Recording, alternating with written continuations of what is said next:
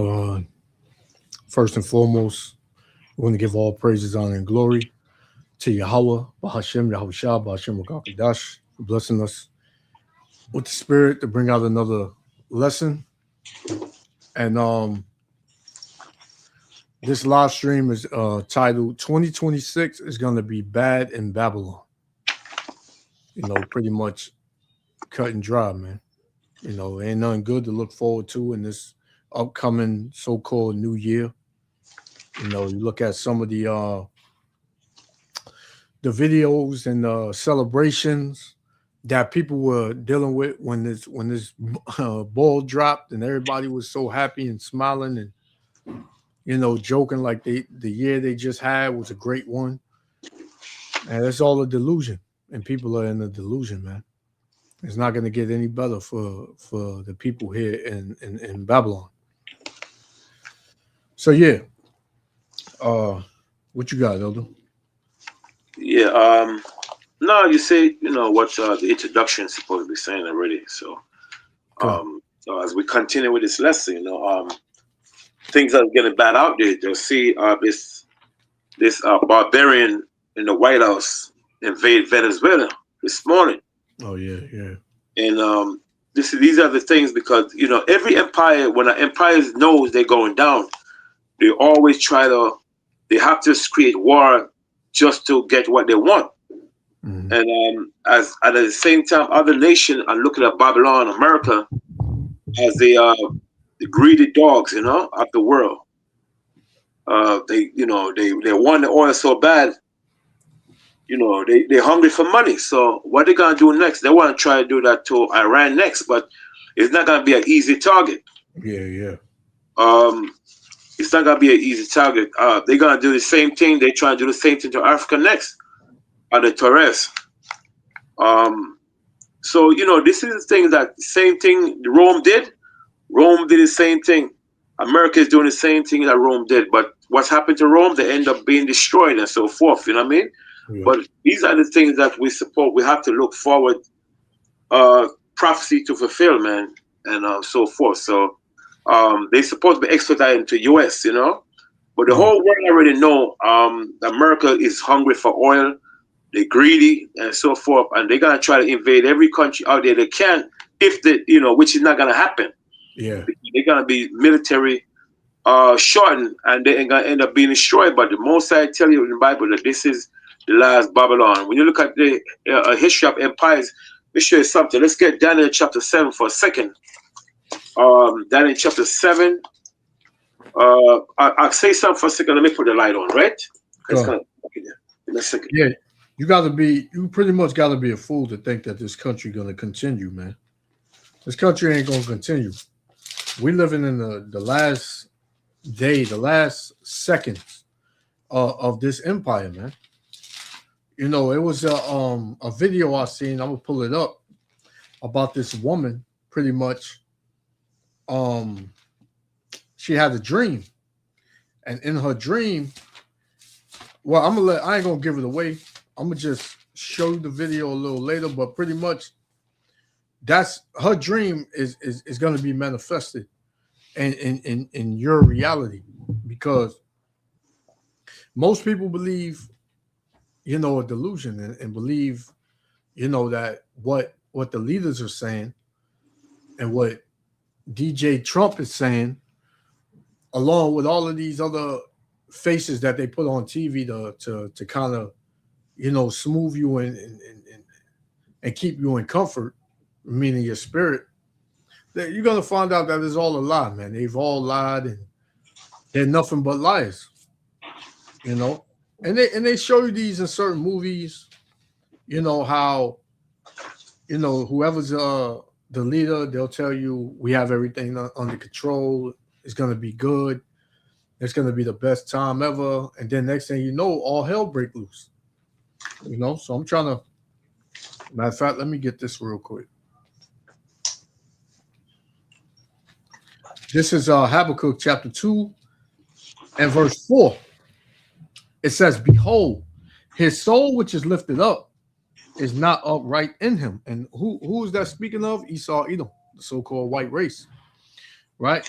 said, but the just shall live by faith. It says, yeah, also because he transgresseth by wine, he is a proud man. So his wine is his philosophy, right? And his philosophy is nothing but lies. All his philosophy, everything that comes out of this man's mouth is nothing but lies, man. It said he is a proud man. And who's more prouder than so-called white people, man? It says neither keepeth at home. What they in Venezuela? They want to invade Iran, right? They want to invade Taiwan.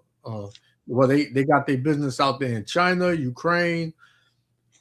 America can't stay home. They can't stay to themselves, man. They gotta be in everybody's business. It says, neither keepeth at home who enlargeth his desire as hell. Yeah. And look at the people just here in this country. Right? Hell is a condition. Look at the condition of people here in Babylon. It's not a happy condition, man. People are not happy with the life that they're living here in this country. Right? They're in the low state. Right? Whether you got money or you don't, man. Money don't fix your issues, man.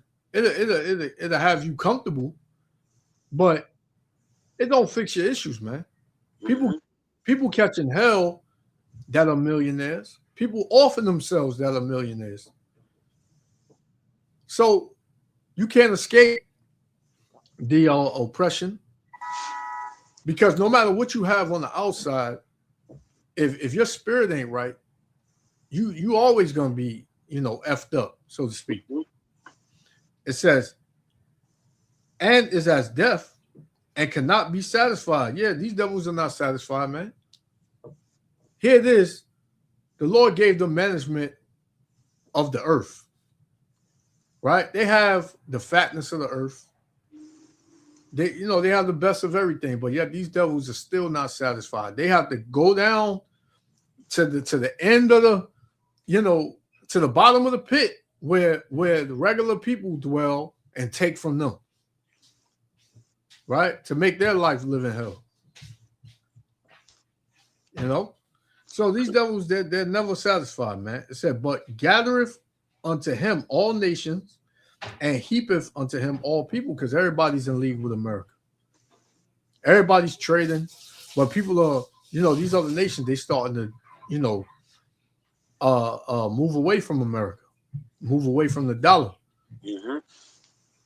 And what they don't tell you is that the American dollar is rapidly declining, man. I think 5 years ago, the one American dollar was equivalent to 13 cents. That was 5 years ago, maybe longer than that. So imagine how it is now. It's pretty much paper in your pocket, man. So, yeah, this place is collapsing right before your eyes, and only the ones that are in the spirit of Yahweh Shem Yahushua can see that. The rest of y'all that's out in the world that don't take heed to the warning, you're just gonna stay in darkness, man. Sure. You got it, though. You know what? That's a good chapter, brother, man. That's the spirit. Let's get back on Obeka. Let's go Obeka 201 for a second. Something I want to bring out. All right, hold on 1 second, though. 1 second.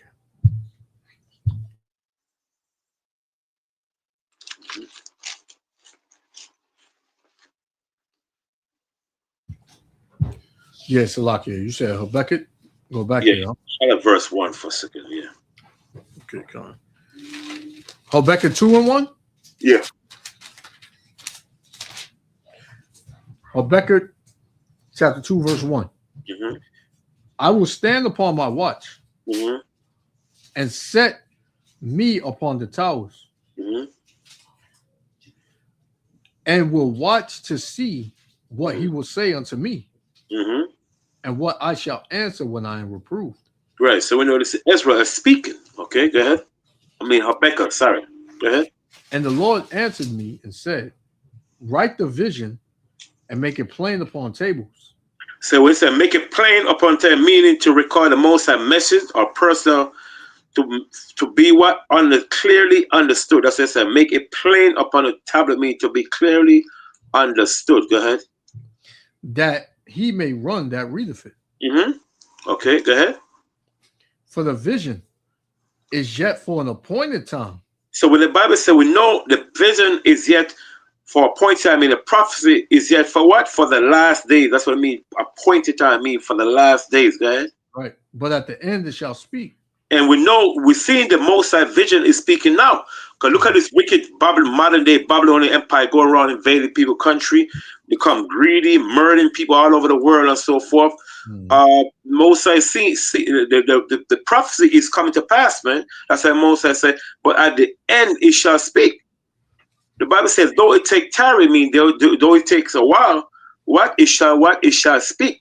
Because the Most High, an example, when the Most High created heaven and earth, it didn't take just one day to create everything.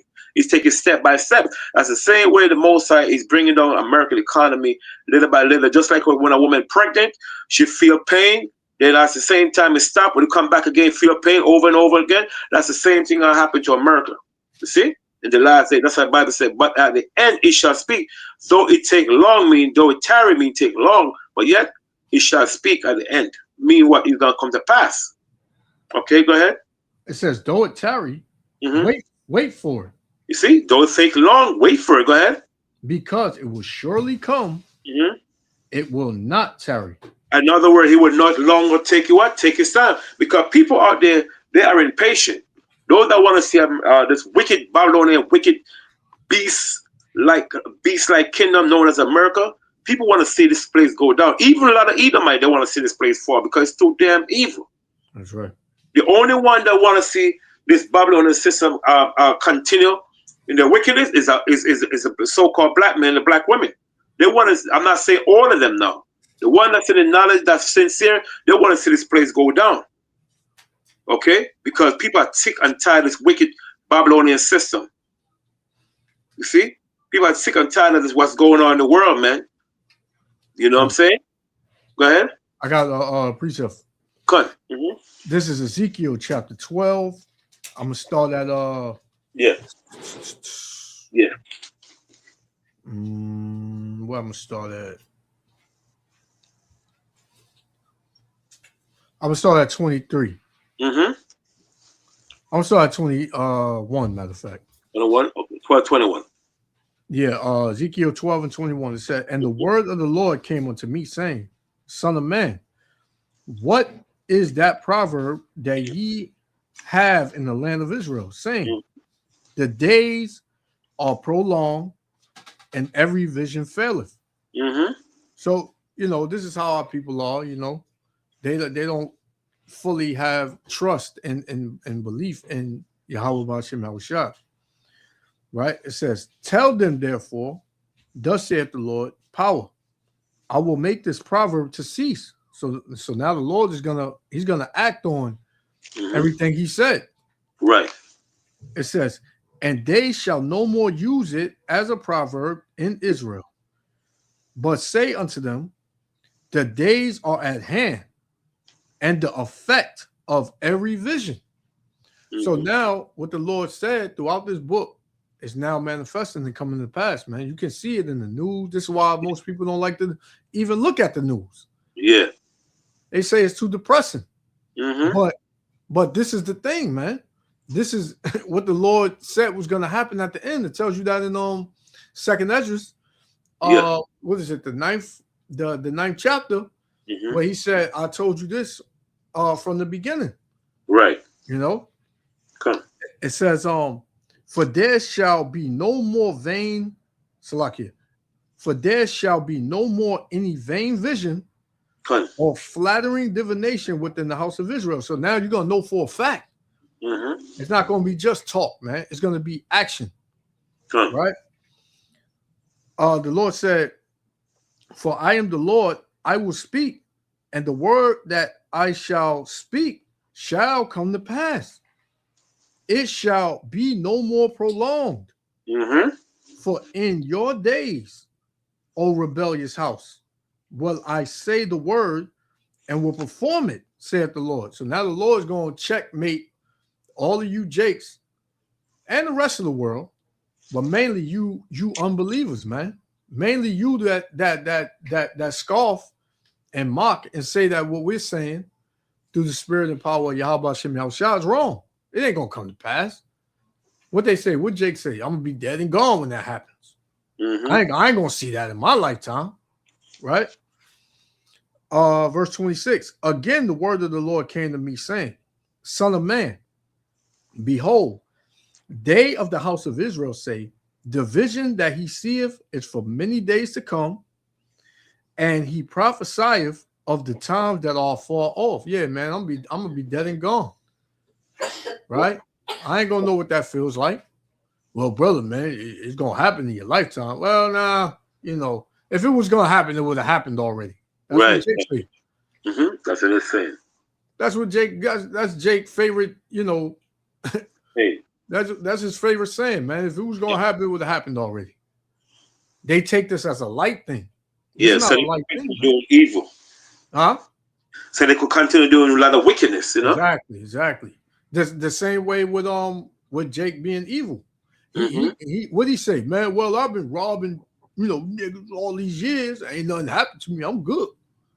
Yep. You know what I'm saying? Well, I've been eating pork all my life, man. Pork keeping me healthy. There ain't nothing happening. So Jake got that spirit of, well, I gotta see it to believe it. Yeah. Mm-hmm. Verse 28. Therefore say unto them, thus saith the Lord power, there shall none of my words be prolonged anymore. Right. But the word which I have spoken shall be done, saith the Lord. Yep. So now the Lord is gonna act on what he said, man. Good. So you Jakes, you in for a rude awakening, man. You about to catch hell. Yeah, you got it. Good. Good precept. I just read it down. Let's go back to Habakkuk now, right? Come on. Habakkuk chapter 2 and verse 4.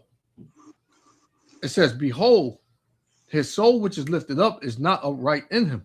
Right. This man's spirit is not upright in him because this man does so much wickedness and evilness out there that is unbelievable. No other nation ever did the thing this bastard did.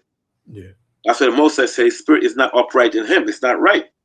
You see in him. Because he's so flipping evil, man. Why you see the Most High compare this man as a pale horse that takes peace on the earth? That's right. See? Pale horse take peace on the earth, and it was given a great sword. Yep. Esau's blessing is gonna live by the sword. Yep. Okay? That his blessing is gonna live by the sword. Yep. So the Most High says spirit is not upright in him. Go ahead. Go on. It says, but the just shall live by faith. The judge is what? The children of Israel, which is just, shall live by faith. Okay, we're gonna live by faith. The one that take incline to the word, that's the one gonna live by faith. The 2/3, they're gonna be put to death. They're gonna totally be destroyed. Okay, go ahead. Go on. It says, yea, also because he transgressive by wine. What's the wine, like I said earlier, is philosophies. He have his transgress all his wickedness to what? To his philosophies. Other nation adopted their custom and so forth. Okay? Hold that, get shalom, brother. Shalom, brother. Mercy. Wait, you see, it transgressed by wine, which is what is philosophies. Let's get the book of Daniel when the Bible say Alexander Great stamp upon him. Okay. This is Daniel's. I think Daniel chapter 8. Is it 8 and 1 or around? Let me see. 8. No. 8 and verse. Is it 5? 8. I think is it 8 and 5. Daniel chapter. I stamp upon him. Hold on. Let me stamp. When the Greek came into power, it's a stamp upon him. The him was with the Persian. Oh, that's verse 2. I'll start at 2. Okay.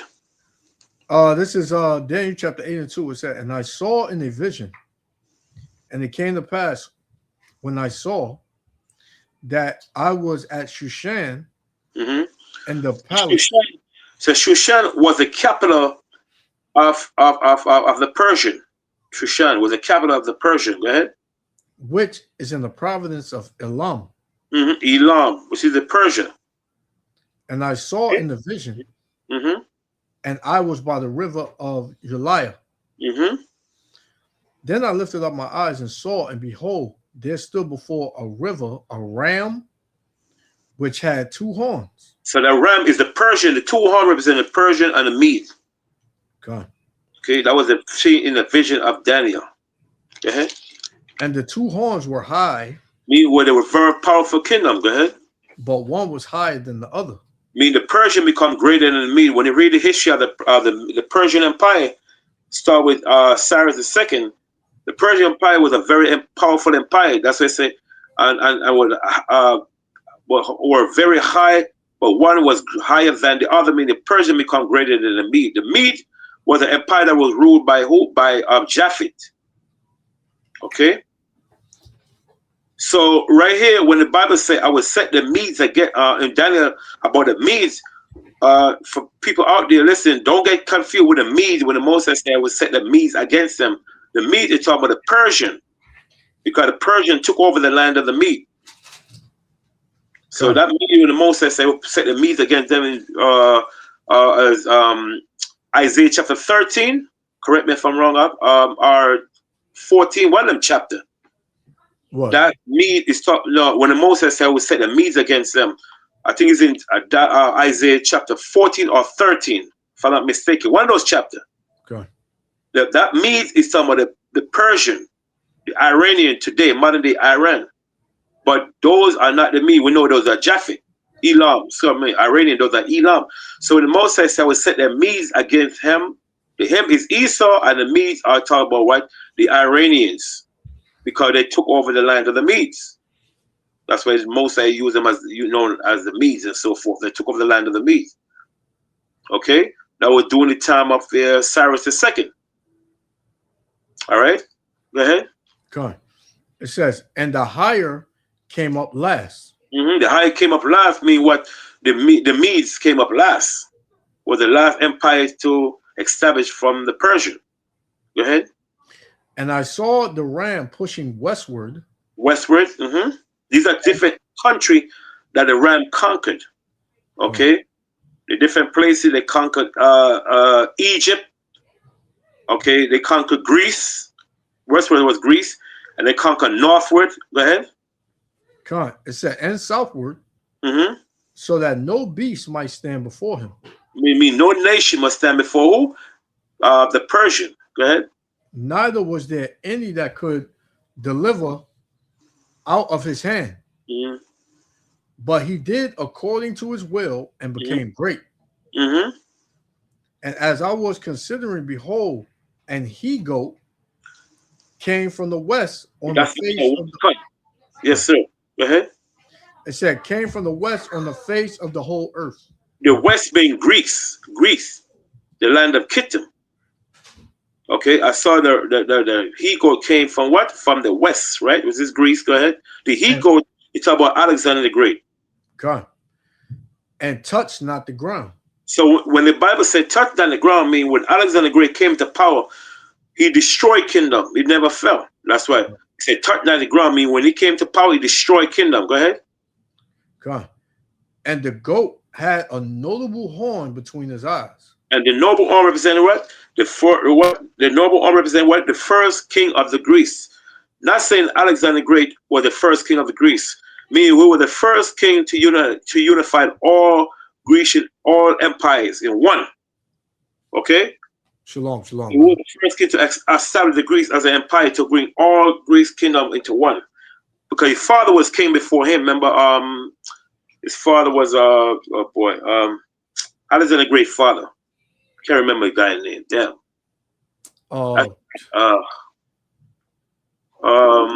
Alexander the Great father. Not Antiochus. No. Alexander the Great father. His father was king before him. Yeah, Khan. Oh man, I forgot his name. Sometimes when they're thinking about it, I can't remember the damn guy's name, man. His father. Philip the second. Philip the second. Yeah, Philip the second. Yeah. Oh yeah, Philip Philip the second. He Macedonian. was the one that conquered Greek, conquered the Japhetic kingdom. The Alexander Greek came and conquered. Shalom, Yaradan. Alexander Great came and conquered and made Greek state bring all Greek states into one. His father started, but it was finished under Alexander the Great. Con. Okay, go ahead. Yep. Con, verse that's why they say came from the west, which is Greece. Okay, go ahead. Con, verse 6. It said, and he came to the ram that had two horns. Okay, what the ram which had two horns, right? Which is why the Persian. That's right. Okay, it came and conquered the Persian Empire under this guy by the name of Darius II, something like that. Darius II. Can't remember the damn name, man. Under Darius II conquered the Greeks. Okay, and then when conquered the Persian. When he conquered the Persian, he conquered different kingdom that the Persian was ruling and so forth. Next time we gotta go over the different kingdom what he was ruling. Next couple weeks or whatever. Most I will. And it shows how the Bible is so authentic. It's a shame, man. Everything the scripture said is come to pass. Everything. Okay, go ahead. Go on. It says, and he came to the ram that had two horns. So that was the ram that this in verse 6 now. This was 333 BC when Alexander the Great came and conquered and destroyed Darius II army during the time of the Granicus River. You got the Granicus and you have the Sus River. Go ahead. Go on. It said, which have been standing before the river. Which is the Granicus River. Go ahead. And ran unto him in the fury of his power. In the fury of his power, because Alexander the Great, he hated the damn Greeks. They are the Persian, because the Persian came in 48 BC and conquered the Greeks. Okay, go ahead. And I saw him come close unto the ram, which is the Persian, and he was moved with choler. Right, he hates them because of what the Persian came and conquered the Greeks. Go ahead. Against him, and smote the ram, and break his two horns, and there was no power in the ram to stand before him. Right, because remember, Darius II, had great military, right? Power.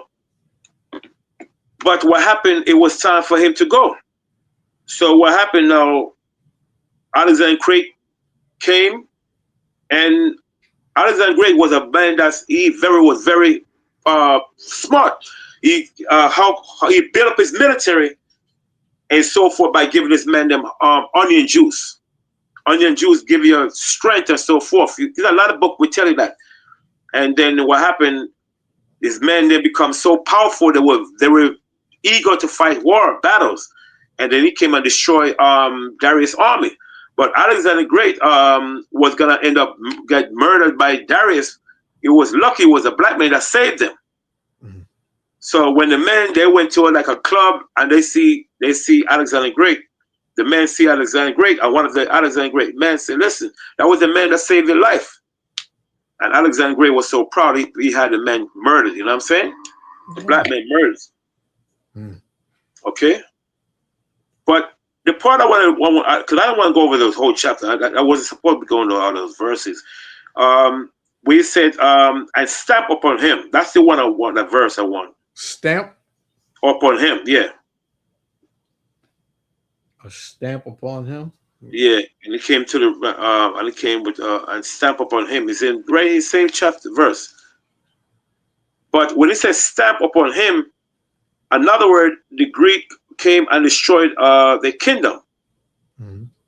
Right? Okay, yeah. It's in verse 7 now. Verse 7. I found verse 7. Okay, come. Oh yeah, I see it right here. Come. Yeah, that's what I want. It says, verse 7, and I saw him come close unto the ram, and he was moved with chola against him, and smote the ram, and break his 2 horns, and there was no power in the ram to stand before him. But he cast him down to the ground and stamped upon him. In other words, he destroyed the Greek, the Persian. And so when it says stamp upon him, it's twofold. Another way, the Persian, because start to take on the custom of the Greeks and so forth, the dress codes and so forth, the Persians start following the lifestyle of the Greeks. That's what it means, stamp upon him. Another word, he destroyed him physically, and then mentally they start following the custom of the Greeks and so forth. Just like you see America is doing today. They go, they conquer nation, and what happened? Other nations start following American lifestyle. The children start dressing like these young girls and so forth, right? And they start learning, adopting the custom of the American lifestyle and so forth. That's what it means to stamp upon him twofold. He destroyed them physically with his military, and he destroyed the Persian mentally to what mental stability. Another way they start following their lifestyle, and another way they start getting to adjust to this American a dogma. You know what I'm saying? Yeah, go on. That's the verse I didn't want. I didn't mean to go over the other, Okay, so now let's go back to Abeka now. Abeka. And we gotta go when you're ready. Abeka. The main point, I'm glad you brought up Abeka. The main point I want Abeka is yeah. Go ahead. No, you got it. The verse. This verse is coming up. The main part. I'm glad you brought up Abeka. Go ahead. Abeka. What verse we in? I can read 5 again. Yes, sir. Habakkuk 2 and 5. It says, yea, also because he transgresseth by wine. To his philosophy, go ahead. He is a proud man. And this man is proud. See, everybody now becoming America, and everybody want to be American and so forth. He's proud because he accomplished his deed. Okay? For you to have the world in a dilemma, believing that January is the new year, you gotta be a flipping God of the earth. When I say God, I mean the lower G, I mean rulers of God, rulers of the earth. People look at you like you're a God and so forth. You know what I'm saying? God. You know what I'm saying? So, like an example, we know December 25th, the pagan holiday, January, everybody saying Happy New Year. In dead flipping winter, we know today's what? The third day of what? The third day of November. This is, the third day of November. December, sorry, December. This is December the 3rd, right? December the 3rd, under the Greco-Roman Empire, Canada. Because we know January, an example, I want to, you could bring up something on the internet? Yeah. Yeah. Look up January, September, all the way to January. Let's get some idea how the white man showing the truth, and at the same time, he's showing you lies. What, about September. What you want? September what? Yes. The Latin calendar, the name of the month in Latin. Name of the months in Latin? Yes, sir. Names of the month in Latin. Because my aunt and I, we had a discussion. Say something, until I find it. Let me just open it up there. Go on. I'll check it out. Let me share this.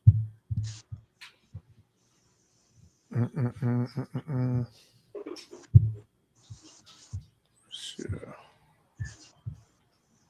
All right, so here you go right here. Months of the year in Latin. January, Marzo. February, Mayo. March. Well,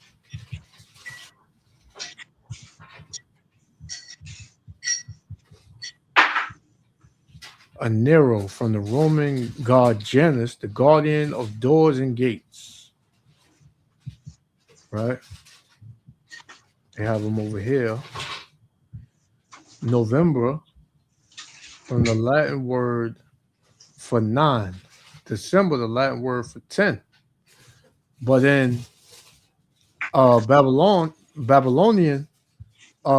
customs, December is the 12th month. right?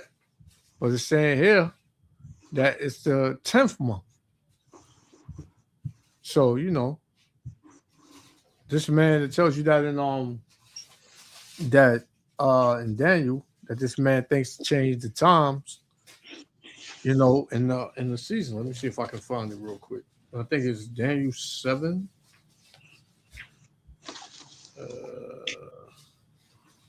Daniel, let me see real quick. Daniel chapter.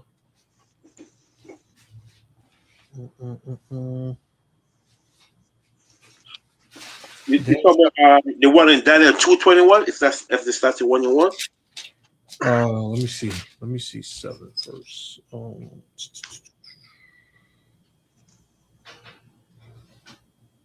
Sure, take it away. No.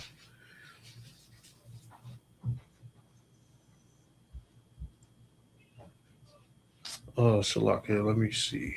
Change the time. One in Daniel 2:21 also. Daniel 2:21. Yeah. The 1, 2. Yep. Yeah. Come on. Salak. The water. Elder.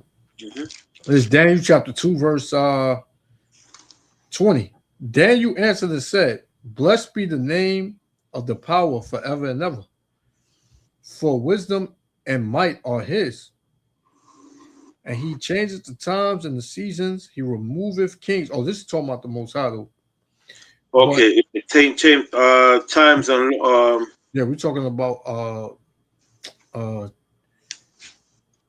change of times and law. Oh, you're talking about 7. What was only granted the world? No, that's not one. Salakia. Let me see. Times and laws. Okay, that's not the one. Yeah, come on. It was Daniel 7. 7, right? I knew I was in the right chapter. Yeah. Daniel 7 and 25. Okay.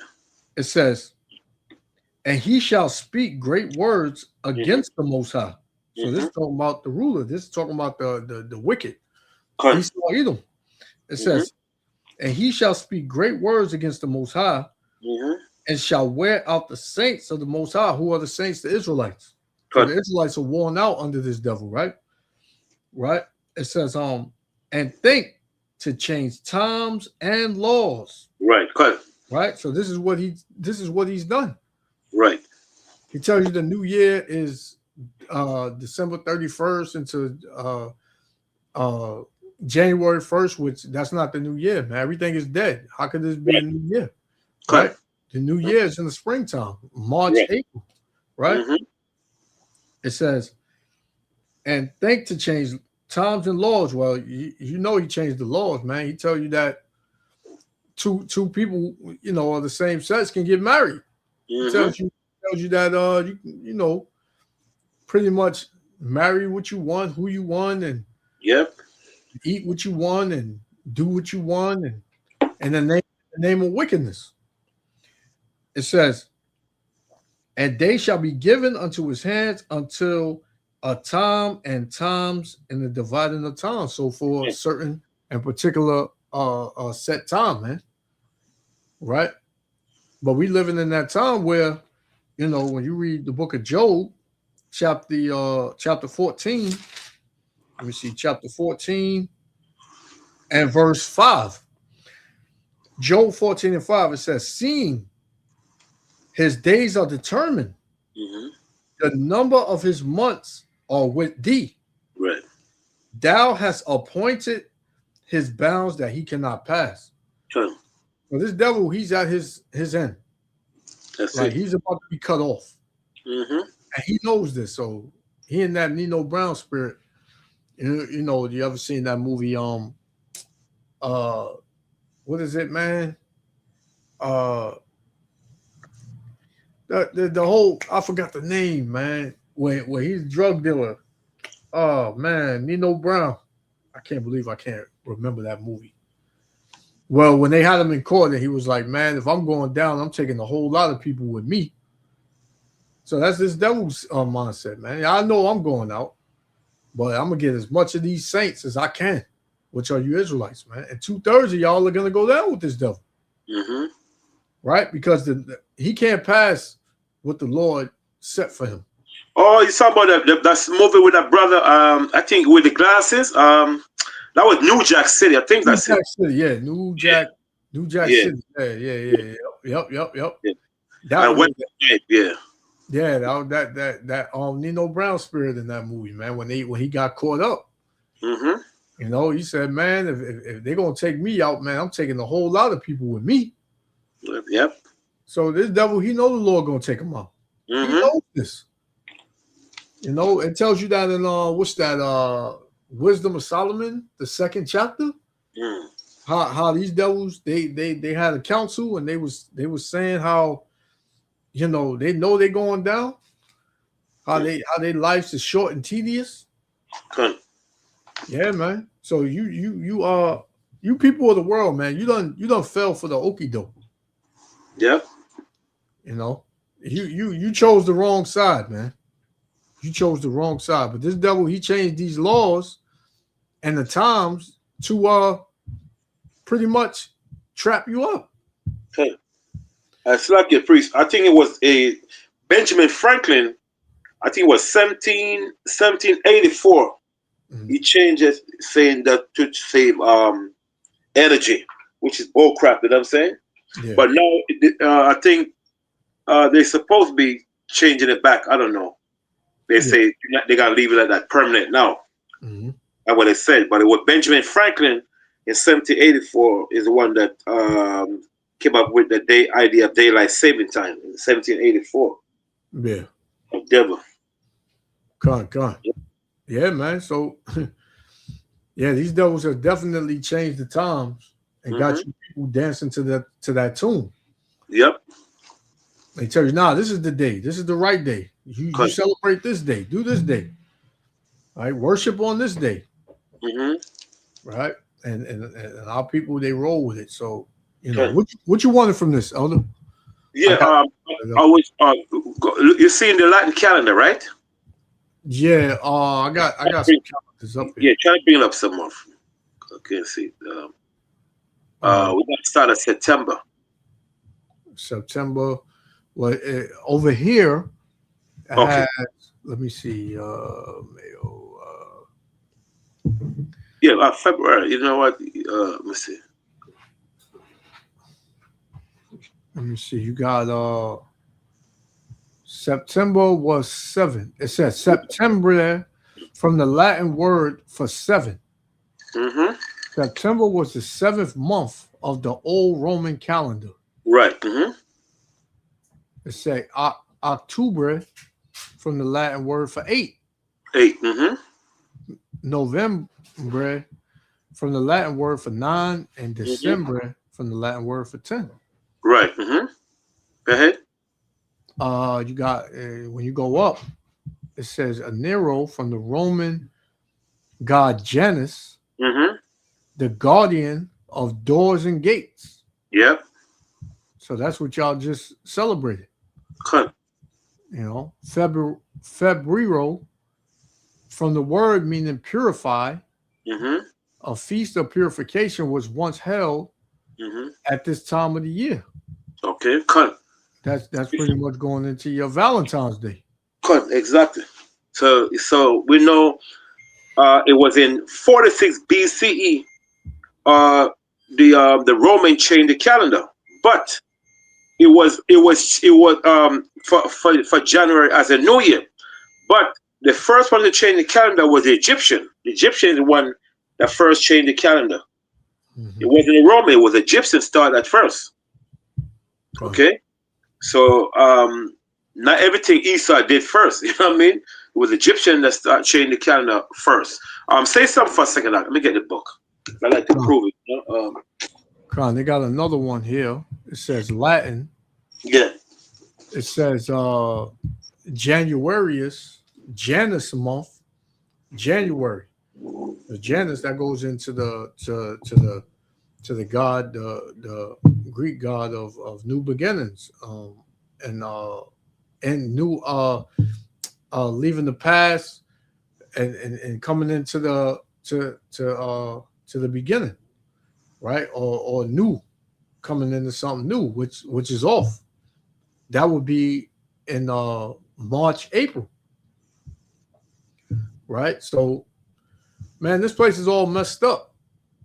It's all messed up, man. You know, a lot of people they just go along to get along, because you'll have people out here that'll say, yeah, I know this and I know that, I've been through this and that, and then you'll ask them, man, why are you still celebrating? They'll be like, man, you know, I do it for the kids. You know, that's how I was raised. My mom and my dad, they you know, they helped me. They let me experience it. I don't want to take that from my kids. Well, you lying to your kids. Come. You lying to your kids, man. Still thinking, damn, believing in Santa Claus, right? Telling them some fat Edomite coming down the chimney when you don't even got a damn chimney. To leave gifts under the tree, you leave out cookies and all that, right? And the kids is getting excited. They just don't know what's going on, and you just lying to them while they all, you know, getting, you know, growing up in life, and then get mad when they grow up and they confused and they done bugged out. It's crazy, man. You need this? You still need this calendar thing? No, priest. But the name of the book is called American Teachers. American Teacher. Mm-hmm. Where it shows you the 365 days, not the January. Sorry, I was my mistake. The 365 days. The first to come up with that 365 days was the Egyptian. Okay, but the name of the book is called America Teacher, on volume 24 on page 173, where it teaches you. It said if you ever think how much of interest is hidden in the fluttering leaves of the calendar when you're looking for a new story book, the month and days each have a history of their own interest enough to repay one for their studying. The beginning January, though really January did not used to be the beginning of the month. It was March, April was the original beginning of the month, but later on it was changed to January to commemorate the Roman god Janus, like you just said. You know? Yep. But this book has a lot of information in it. It said, in the old days of Rome, Janus was a god of war. His temple, which was a high archway, stood in the Roman Forum and had 12 gates. Janus himself was represented by a statue which has two faces. One looked backward into the city, the other forward. Janus was also the god of the beginning. Yep. And as the new year looked forward over the days that are past and forward to the days to come. Like an example, when you look at it on the news, right? But before the 1st of January comes in, at the 31st of December, whatever day, they always give the history of the past, what happened to 2025, right? Yep. What happened in the future, what's going to happen next year, 2026. They always talk about it. Yep. They don't say, you know, if it's God will, whatever, which we don't care, you know what I'm saying? Yeah. But what they said, but they're always saying this was going to happen in 2026.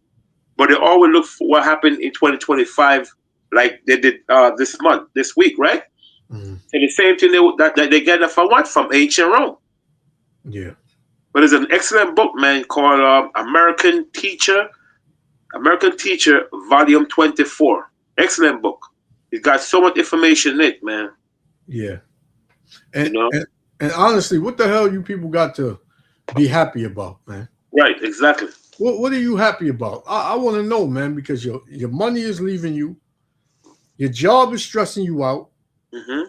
Your households are not the way you want it, right? Mm-hmm. You can't do things. You can't go on vacation. You can't do things, man. You're struggling. So what you take this one night And because I seen me and my rib was watching the celebration or whatever when it passed, and we were just looking at the faces on people, man. These people, they were just hella proud, man.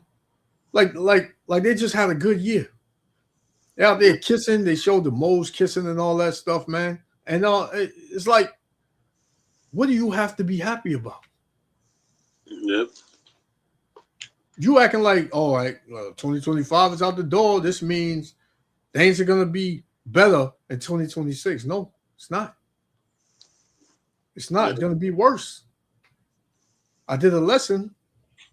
It said 2025 was bad. 2026 is gonna be worse. Yep. It's going downhill, man. Is nothing.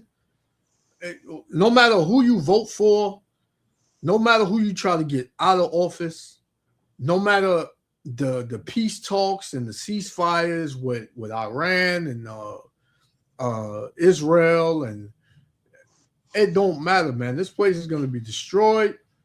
People are going to be catching hell on the daily, man. On the daily, man. Okay. I don't know what light are y'all looking for that y'all are like, it's a little bit of hope there. There's no hope, man. You know, there's no hope. I wanted to play this video real quick, unless you you wanted to get something real quick. Okay, all right. So I got this video right here. Pretty much. You know, it's titled "The Struggle Continues." You know, got it from the brother Hopeful Electory. You know, I get a lot of content from this brother. So subscribe to his page, man, because you get edified and you see what's going on. You see the spirit of the people in the world. You see current events, things like that, man. Hey, you don't have to, but you know, this is the warning, man. The scriptures tell you a prudent man foreseeth the evil and hideth himself, man. Right? The only way you can hide from the evil that's to come is in the secret place. That secret place is Yahweh Ba'Shem Yahushua. That's it. Check it out. 2, 1. Happy rent day, player. Rent due, car note due, car insurance due, credit card due, phone bill due, light bill behind, gas bill behind, water bill behind. Your partner looking for that $20 that you own from last year. Your mama want her $500 back that she let you borrow.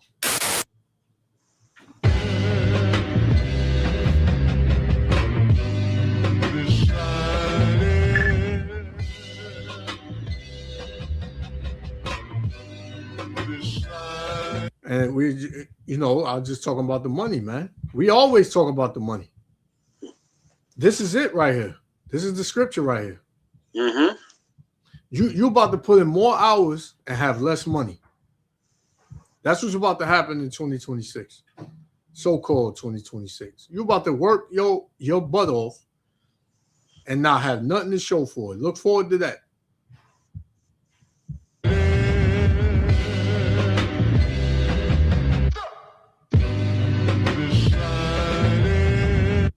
New year has barely started, and already Illinoisans are facing a slew of increased costs, some big, some small, on everything from checkout bags to electric and gas bills. New year, new taxes and fees. It's an inescapable fact. And 2026 is not playing around. One of the first places people in the state are going to feel it is in their gas and electric bills. Utilities are a necessity. We all need to keep the lights on. We all need to keep our homes safe and warm. While Nicor's... This is how demonic this man is, man. He's charging you for everything. He's charging you for lights, water, gas, electric, garbage bill, everything, man. Your car insurance, right? Your property tax going up. Yep. Everything going up, man. But you found time to have a party and sip. You seen the Jake, man. He sipped his drink. He couldn't even get it down, and all the bills just jumped him, man. Yo,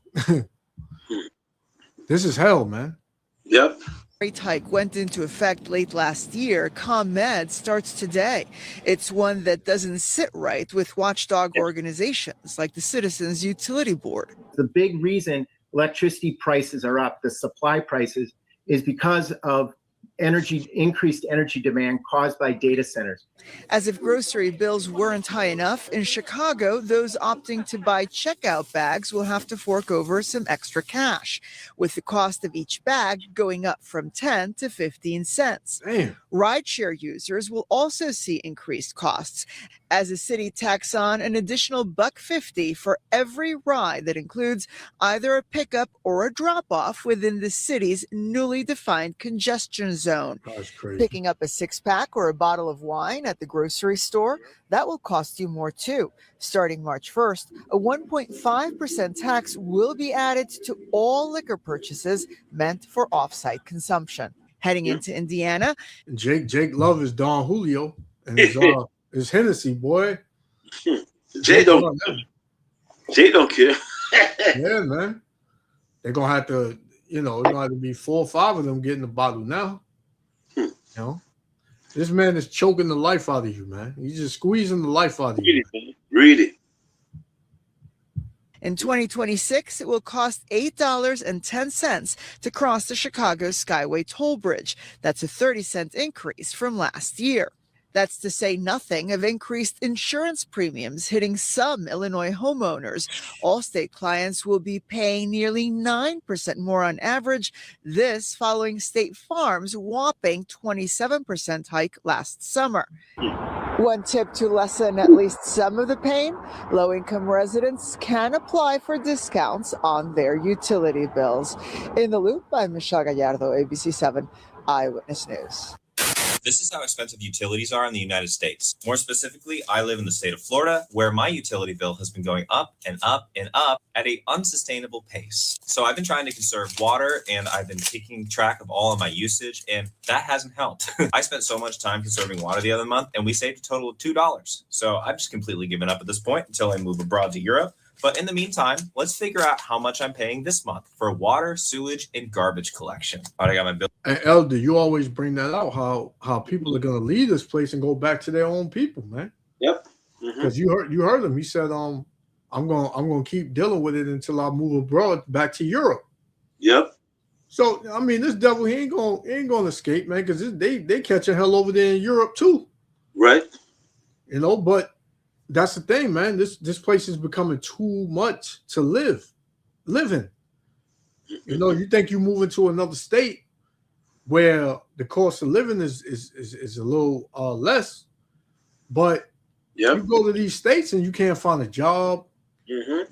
Then you or if you do find a job, you take a pay decrease. Yep. It's pretty much like you're in the same boat. Mm-hmm. Same boat, man. You can't escape the curses, Jake. And this whole place is going down, man. Here, I love how they always give me a little extra pamphlet of just telling me how to conserve water and save money. It seems really condescending, Like, we know your bill's going up, but by the way, there's a public meeting about how your bill's going to go up more. But here's how to turn off a faucet when you're done using water. Yeah, thanks. All right, so this month I am paying, drum roll please, $262.87. High score. We just got another high score. That's amazing. I love burning money on a basic human necessity. And before people comment, no, I don't have a leak. I am monitoring my water in and out. And it's a lock here to keep freezing it. Here it is. The Lord gives you money. Water freely. Yeah. Right. But this devil, he catches the water and bottles it up or puts it through his filter, and he charges you for it. Okay, priest. Remember we always mentioned how I used to work for Department of Environmental Protection for 5 years. Oh. And when we used to recycle the water, you flush your toilet is the same water you're drinking. The same water. And I used to it's like, damn, I like the job because it was paying But at the same time, brother, my spirit wasn't feeling good. You know what I'm saying? Yeah. Because here come, I mean, if you was at a job, brother, you would see exactly what I'm saying. You would sick your stomach. Yeah. Because it's the same toilet water that flush. There was recycling. There's a big DEP right there on Vatican Avenue in Brooklyn. They have them in 3 locations. The big one in Vatican Avenue in Brooklyn, one is by the Bell Park where exit 65, exit 1. Is you could smell the waste, the human waste recycling. And then they have one right there at Ralph Avenue and Flatland. That place is so stink. When you go buy food from the restaurant, it's the same shit. Excuse me, I have to say it like that. They're recycling, huh? That's so wicked this is. Yeah. Good. Yeah, man. Yeah. And people don't know because they put all kind of stuff in that stuff like in the water. You would not believe these are human waste water. Yeah, and they throw away number 2. They use that for, you ever seen a truck called Carl Ahead? It's a truck. Yep. I've seen it around. Yep. They don't throw away that waste out. They use that to make fossil fuel and other things. Disgusting, man. Yeah, man. This evil, man. That's what you're dealing with, man. And like the brother said, in Libya before the U.S. invaded Gaddafi, it said had it that the people didn't have to pay for water or electric bills. Yeah, man. And he was bringing out a currency that was backed by I wasn't sure if it was I'm not sure if it was oil or if it was something, gold or something. And the US, they wasn't having that, man. Yeah. So they had to, they offed them. Yep. The devil, abomination. 15 cents for gas, man. Last time gas was 15 cents in America, man. I don't even think I was born, man. But it's crazy. This is the life that you live in under these devils. Right. The brother put up Proverbs 29:2. When the wicked bear rule, the people mourn. Yeah. Right. These people are in mourning, and if they're not in mourning now, they're gonna be in mourning pretty soon. Right? Yeah. We got to keep saying that because people don't believe that this is gonna come their way. Exactly. I got a good job. I'm doing good for myself. Nah, man, you about to be in a bad place. Especially you that don't fear the Lord, man. Right. Because once the Lord, like he said in Jeremiah, he's gonna take his mercy from you. You're gonna be in a real bad spot. Mm-hmm. A really bad spot, man. So this is all the beginning. This is just the beginning of the sorrows. Yep. This bill is correct. The water itself costs $51.32. The sewer, more expensive, $86.84. Total garbage, including collection and disposal, $36.62. Reclaimed water for the sprinklers, $42.24. And then we get into all the fun stuff like the fees and the taxes. And then we get our grand total up $262.87. I can't afford this. This is insane. I mean, who can actually afford this every single month? 5 years ago, that bill was less than half of that. This is unsustainable. Let me know where you live in the world and how much a month you pay on utilities, because I can guarantee most of the people commenting outside of the United States, their bill is going to be lower, a lot lower. So a couple of weeks ago, I got an email from my insurance provider, my health insurance, Blue Cross Blue Shield, that they were going to withdraw $594.39 for my next premium payment. All right, fine, no problem. That was 2 weeks ago. This morning, they sent me this. $2,278.36. Crazy. Yeah.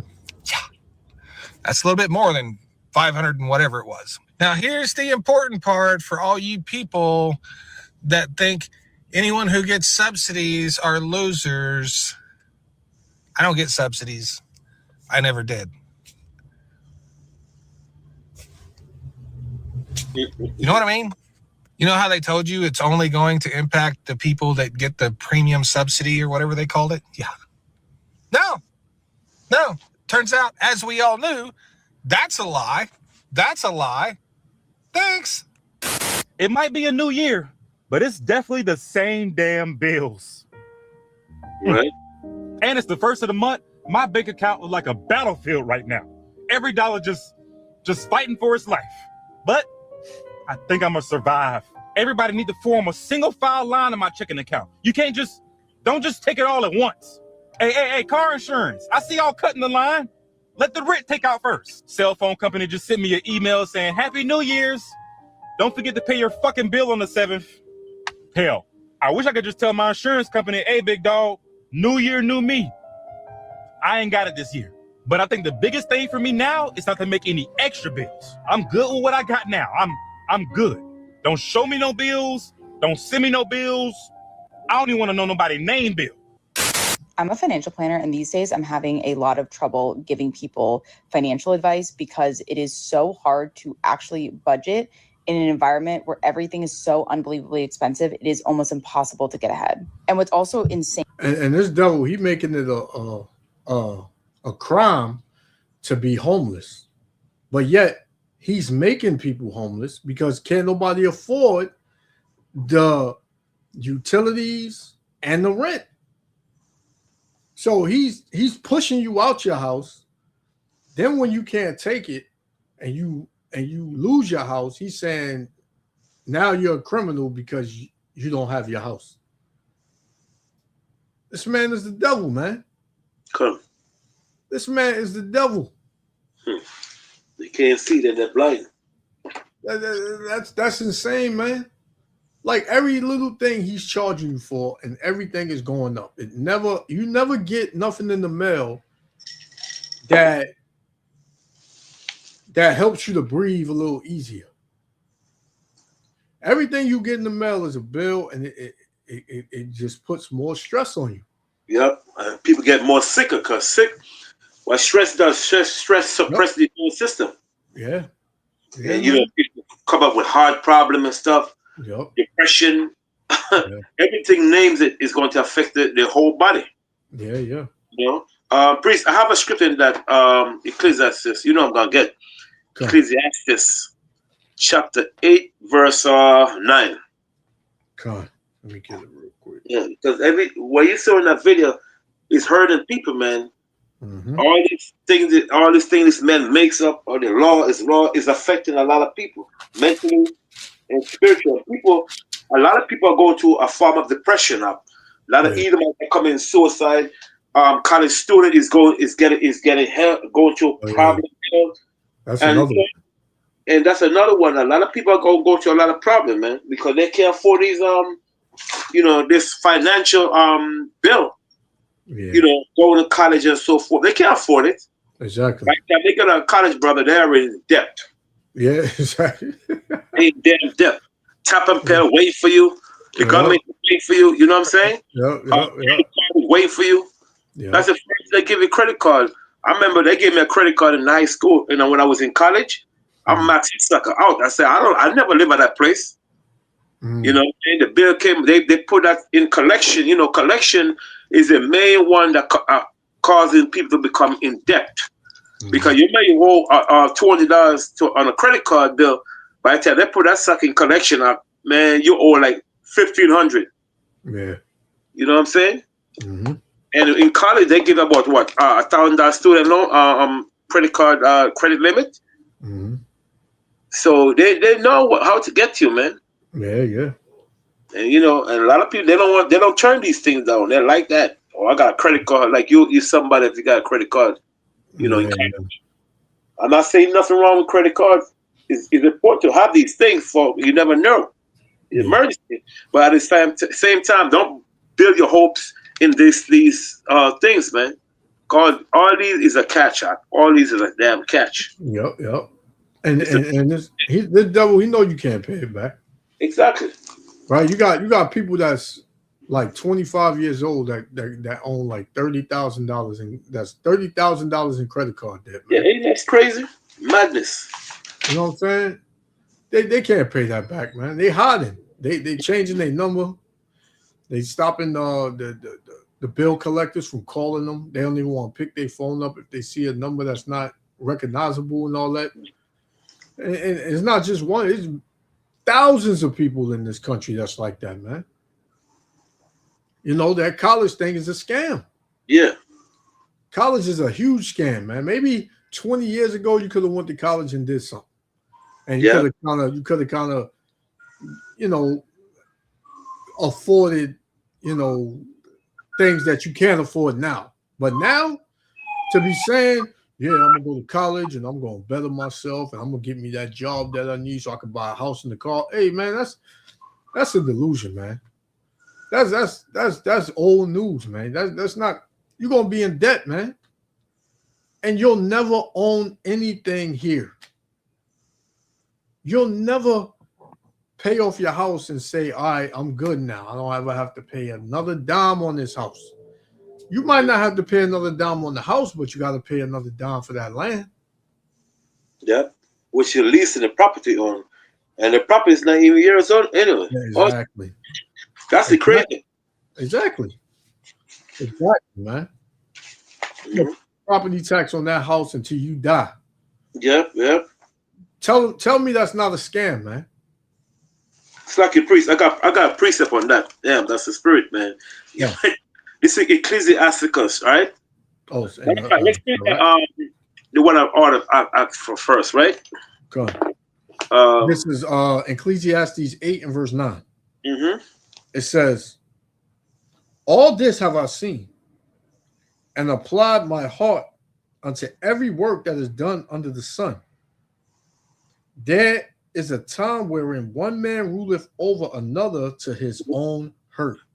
To his own hurt. In other words, this wicked man that ruling over other, the wicked ruler, they use laws and a way of putting your behind in debt, man, and things that causes a hurt on you, your pocket, and your family. Like what we see this wicked man doing in the White House today. You know what I'm saying? Mm-hmm. He's doing these things to put hurt in your pocket, man. No, this he just brought back, you know, before they stopped this thing called garnishment, right, from the check. No, he just signed into law back that start this January coming. If you hold student loan and you do not pay, you're gonna get locked up. Yeah, that's what they were saying. Yep. People on all these laws that's gonna put hurt in your pocket, man. Yep. But the scripture tells you, read that verse again. Come on. Ecclesiastes 8:9. It said, all this have I seen and applied my heart unto every work that is done under the sun. Yep. There is a time wherein one man ruleth over another to his own hurt. To his own earth. And that's what they do to these people, man. That's right. And these people, they're so dumb and gullible, they're not understanding that this man-in-law is causing a lot of effect, putting a lot of pressure and consumptive debt on people, man. Yeah. You know what I'm saying? People are not even making it. They can't afford the rent is going up, the mortgage is going up. You know what I'm saying? Everything going up. You depend, you know, and the landlord, they depending on the tenant to pay the rent. Yep. It's not working. Yep. There's a lot of chaos in this country soon, but people are not putting this into a consideration that even though it's not hurting them, they may be next. Yeah. They may be next. Nobody knows. Their time is right around the corner. Exactly. It's exactly. See, so this man is doing so much wickedness that it's a damn shame. But that part that we mentioned about expensive about the housing, the house. Mm-hmm. Let's get a book of Sirach, chapter 21, verse 8. Sirach, chapter 21, verse 8. Yeah, and verse 8. Yeah, and it reads, "He that buildeth his house with other men's money." Mm-hmm. Is like one that gathereth himself stones for the tomb of his own Salakia, of his burial. In other words, meaning taking on excessive debt lead to what? Financial ruin. You're gonna be destroyed. You're gonna lead to financial ruin. You're buying this, you're buying that. You remember that scripture? I could never find a scripture again. It's crazy. It tells you that much spending lead to poverty. You're buying all these gifts, thinking that you get paid next week. I'm gonna put it back. Next week pay is not guaranteed. because anything could happen. Con. See? So read that verse again. Con. Sirach 21 and verse. I was in 20. Salakia. Sirach 21 and 8. He that buildeth his house with other men's money is like one that gathereth himself stones for the tomb of his burial. See? To the tomb of his burial, meaning you are taking on accepted debt that you cannot, you lead to what? Financial ruin. Mm-hmm. See? So that's what happened, man. And a lot of people are doing that, brother. And it's like, you're like, wow, you know? I mean, it's sad. Con. I got one. Sirach, not Sirach. Salakia. Oh wait, I lost it. Oh, it's Ecclesiastes. Ecclesiastes 1 and verse 14. It says, I have seen all the works that are done under the sun, and behold, all is vanity and vexation of spirit. Yeah, man, because that's all you get out of this, man. You see everybody tired of working, right? And they realizing that all of these things that they consuming, you know, whether they, you know, get a car, they flood their house with all of these things and this and that, they still don't feel happy, man. No, it's not fulfilling, man. It's still vanity. It's all vanity because it comes and it goes. It's new one day and it's broken down the next day. Good. Right? And people are give their lives for a sense that they've been told it's what's making it. Like how do you reach a status? Because Esau, it goes back to his wine. Yeah. He tells you, go to college. You know, you can have that dream home. Go to college and work hard and you can obtain the things that you want. You have some people that'll do that, and some people that'll get those houses and obtain a lot of these material things, and some will drop dead. Once they get it, they can't enjoy it. Or now you got to work twice as hard, 3 times as hard to keep it. Yeah, you got stuck with heavy mortgage. Heavy mortgage. Why would it take on a house that with them $4,000 a month mortgage? It's crazy. When you and your husband just break up, okay? You left the house, or you leave the house, whatever, and you got it's no guarantee you got to make $1,000 a week. Exactly. And even if you do now, you have other bill waiting on you. You can't tell me you got to pay out the mortgage first, and then you got the credit card bill there. Collection is waiting for you. You know what I'm saying? 30 days you got to pay that bill. The minimum payment within 30 days. 29 days come, you got to pay that money up. You know what I'm saying? I mean, exactly. If not, they're gonna stamp that big that big sticker on your door. Boom, eviction notice. Yep. Right? Nobody want to deal with that, man. Priest, our brother said on scripture, Proverbs 21 and 5. Let's go get that. Con, I got it right here. This Proverbs 21 and verse 5. It said, the thoughts of the diligent tend only to plenteousness. Right? But of everyone that is hasty, only to want. Only to want, right? It's known as what? Financial ruin. Financial ruin. You're buying this, you're buying that. An example, I'm glad brother brought that scripture out. When you're buying, okay, an example, Burlington Coat Factory, right? I was in Burlington Coat Factory the other day, and I was picking up a head warm scarf. And man, if you see the amount of, I hate to say it, Negroes in the lineup, I mean, with credit cards, getting ready to spend on these jacket that, Burlington is Coat Factory is jacket from Bloomingdale, Macy's that that's going out of style. Burlington Coat Factory, that's the main purpose they do. They take it over and sell it for a cheaper price. And if you see all much people out there is in line like just to pay up, just to buy the jacket because it's a Michael Kors. What's in the other name brand? You know the other name brand. I remember because they got a bunch of them, man. Yeah. They spend $800, $900 on a coat. Yeah. Right. Exactly.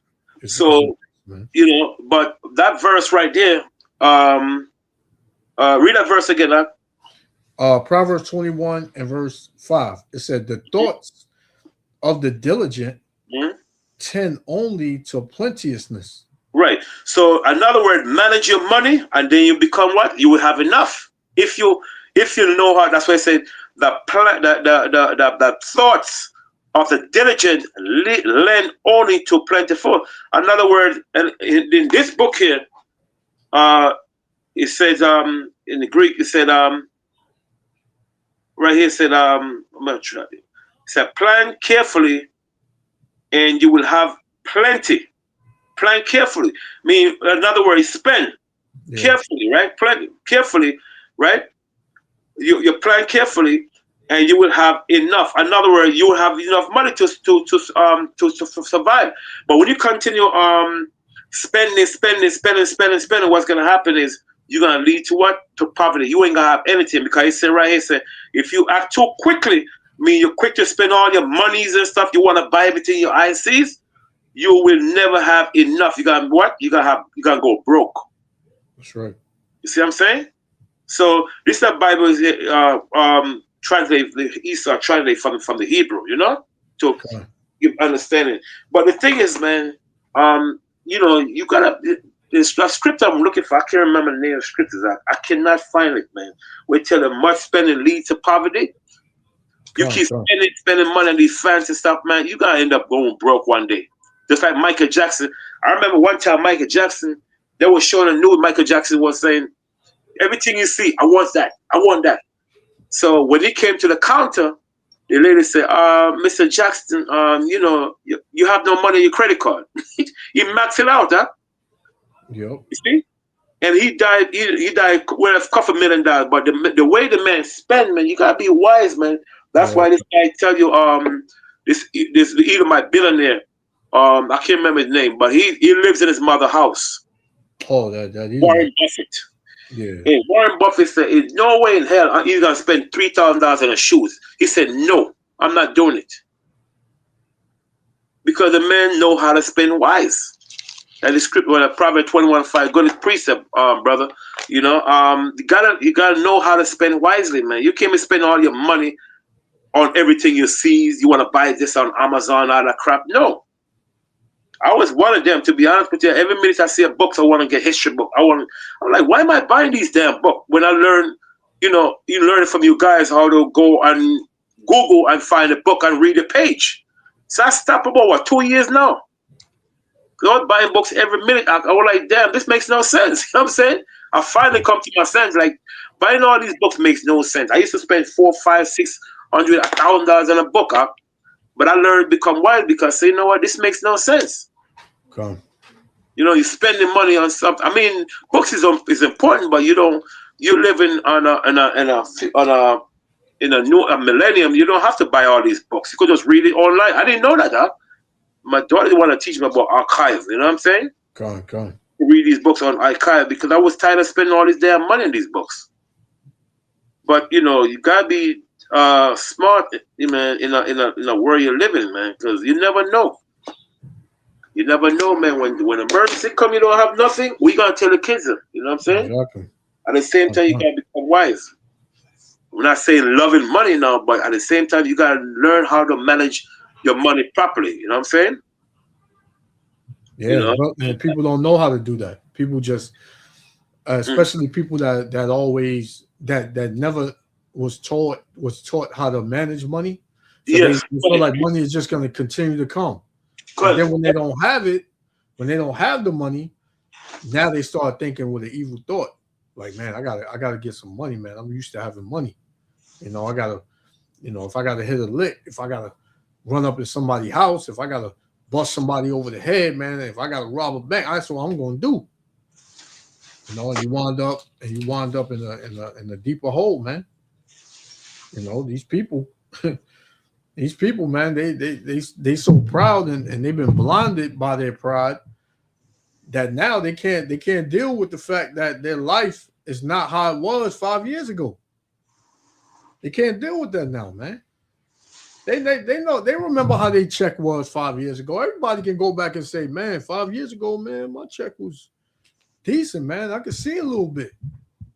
Now they like, man, what the hell? I worked 2 weeks and after my bills, man, I only got $40. Right? But your body aching, your body hurting, and let's not forget, Elder, the food. The food is going up. Oh yeah, the price, right? Good. The taxes on the food going up. So now they hitting you with the living expenses and the essentials that you need, man, which is food. You need that. You need water. You don't want to drink that tap water because the elder just put you on to what they do with that. So you got to go out and you got to buy water, man. Which this devil is just, you know, that's what he is.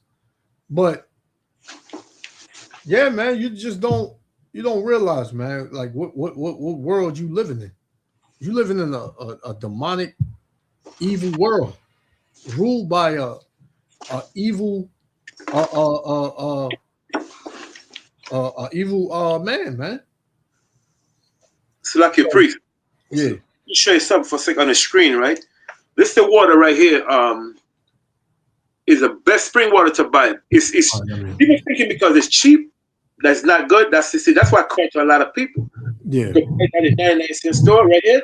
Okay. That's the best spring water. Is natural spring water. You get that from Walmart, right? Dollar Tree, yeah. Oh, Dollar Tree they got it? Yes, sir. Because a lot of people seeing it say 99 cents, $1.19. Oh, it's now good. See, that's the catch right there. People thinking the water that costs $3.99, that's the best water. Believe me, if you see what I put Sport and Spring water, you won't drink that stuff. You know what I'm saying? Because people look at the price, and if it's not a name brand, they don't want it. You know, this country of branding. You know what I mean? Yeah, but that's the best water, man. Crystal Geyser, best spring water. You know, the other day, this young lady, not to get on her subject real quick, this young lady, she was taking a shower, and she said the water was so dark, she ran the hell out of the damn shower. And she lived across the street from where they recycle the water. Said the water dark, what is that coming from? Something, you know, it's something behind it. God, yo. And that's why they tell you, the only thing they can't get out of the out of the water, recycled water, is this thing called the estrogen from the when the woman the birth control, they got estrogen in it. They can't get out of it, get it out. So what's gonna happen when a male child drink the water? What is that telling you? You know what I'm saying? God. You know, so it's sad, man. God. Yep. So this is let me get this real quick. All right. This is Isaiah chapter 19 and verse 4. It says, and the Egyptians will I give over unto the hand of a cruel Lord. So your ruler, man, he's a cruel person, man. He's very cruel, man. And he don't give a damn if you ain't got it. It tells you that. Let me get it, being that I'm already in the book. Proverbs 29 and verse 7. It says, the righteous considereth the cause of the poor. So a righteous ruler will consider the cause of the poor. He will look and be like, man, we got to get these people right. Let's lower this. Let's lower that. Let's give them some breathing room, man. Let's make them happy. Right? A righteous ruler would do that. It says, but the wicked regardeth not to know it, man. Right. The wicked ruler, they don't care. Man, I don't want to hear about that, man. They're peasants. Because that's how they look at the everyday, you know, American in America. The elites, they look at you like, man, you're replaceable, man. We don't care. You know, Oh, they can't afford water, so what? Raise the price. But they got everything they need though. Yep. This is why the Lord is going to break the staff of the wicked, man. Yep. Right? This is why these people gonna go on and they're gonna know what it feels like. What we have now is gonna be abundance according to what they're gonna have. Yes, sir. Yep. Right? The little huts, the little, apartments you play in an arm and a leg for, right? That's gonna be like a damn mansion compared to what these devils are gonna have in when they go into slavery, man. And this is what they deserve. Because they don't rule the world, man. They don't rule this earth. The Most High, Yahweh Shem Yahushua, put them in power to manage the earth for a time. And look what they're doing. Yep. Look what they're doing, man. If you don't want to hear it from them, listen to what people got to say. Yep. Listen to how fed up people are. Right? So back to Isaiah 19:4, it says, and the Egyptians will I give over unto the hand of a cruel Lord, and a fierce king shall rule over them. Right? A man that don't give a damn. He gonna rule by, unrighteous decrees. He gonna set wicked laws up to oppress the people, man. He gonna raise prices knowing people can't afford it. You think these devils don't know that you're struggling? You think they don't know that, man, prices are too high for food, gas, utilities, rent? They know this. Do they care? No, because like the elder said, they're greedy. They're very greedy, man. It's like your priest. Just to a precept, you just we said the Egyptian would have give over to a cruel lord. God. I'm gonna jump to verse 3 for a second, right? I got a precept for you. So whoever listed out there, don't think we're making these things up when it said the Egyptian over to a cruel lord, right? Okay. And verse 3, right? You can read verse 3. God, it says, and the spirit of Egypt shall fail. And we know the spirit of Egypt represents their wisdom. They're not gonna be able to figure to bring this thing to a norm. So the Bible said the spirit of Egypt, which is America, with the wisdom, shall fail. Right? Go ahead. In the midst thereof. And I will destroy the counsel thereof. The council mean the rulers and so forth. Go ahead. God. It says, and they shall seek to the idols and to the charmers, right? And to them that have familiar spirits, right? They're gonna try to figure a way how to bring these things, stop the chaos the Most High bring on them. Now jump to verse 2 now. Verse 2, it says, and I will set the Egyptians. You know what? Let's start verse 1 for a second, right? Because just to show people, brothers and sisters out there, that know that we're not making these things up. Because when you go into history, this never happened to ancient Egypt. Not at all. Okay? Read verse 1. Isaiah 19:1. It says, the burden of Egypt. So the burden meaning the trouble the Most High is going to bring on this modern day Egypt, America, right? Now, anybody know the history of Egypt? This never happened at all. Okay, go ahead. Behold, the Lord rideth upon a swift cloud, and shall come into Egypt, and the idols of Egypt shall be moved at his presence. You see, the idol mean the rulers of Egypt. We know ancient Egyptian are idol, but this right here represent the rulers shall remove at his presence. Go ahead. And the heart of Egypt shall melt in the midst of it. Right, the heart of Egypt, right, shall melt in the midst of it. Go ahead. Meaning the spirit of Egypt. It says, and I will set the Egyptians against the Egyptians. See? And I will set the Egyptian against the Egyptian. What is the Egyptian against the Egyptian? Let's get Jeremiah chapter 49, verse 7. Jeremiah 49 and 7. Because when you look up at ancient Egypt, this never happened at all, man. Nobody could show me that Egyptian would fight against Egyptian. It's talking about rulers against rulers. I'm going to show you in Jeremiah chapter 49 chapter. Because Jeremiah chapter 49 is talking about the downfall of America as modern day Egypt. Jeremiah 49 verse 7. God, this is Jeremiah 49 and 7. It said, concerning Edom, thus said the Lord of hosts, is wisdom no more in Teman? Teman. When you look at the word Teman, those were the ancient German. They were what? They were famous for their wisdom. That's right. Very famous for their wisdom. Okay. Is counsel perished from the prudent? Meaning the wise men. Go ahead. Is their wisdom vanished? Mm-hmm.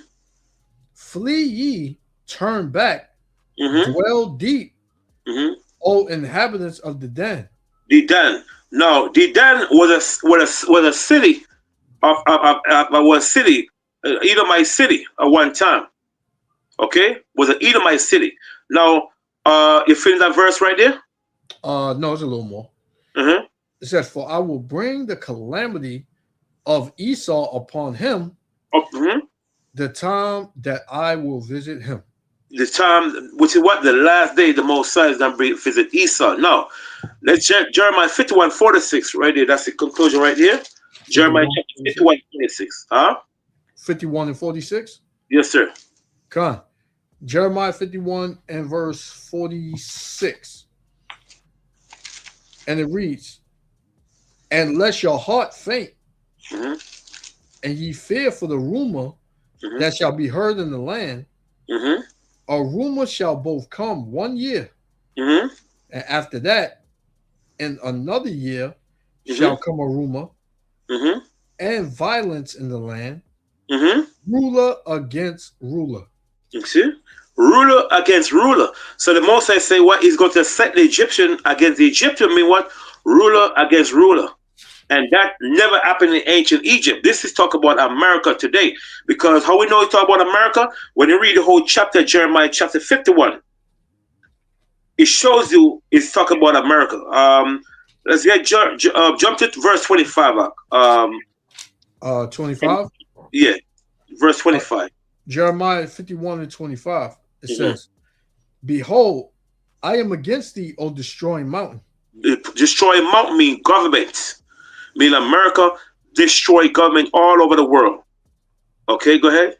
Saith the Lord, which destroyeth all the earth. And I will stretch out my hand upon thee and roll thee down from the rocks. So when the Bible said roll thee down from the rock, mean America is a top nation, which is a mountain among the rock, which is other nation, mean America rule over other nation. That's why I say, I will roll thee down from thy rock. From the rock mean America is a top nation, which is mountain government among the rock, which is what? Other nation.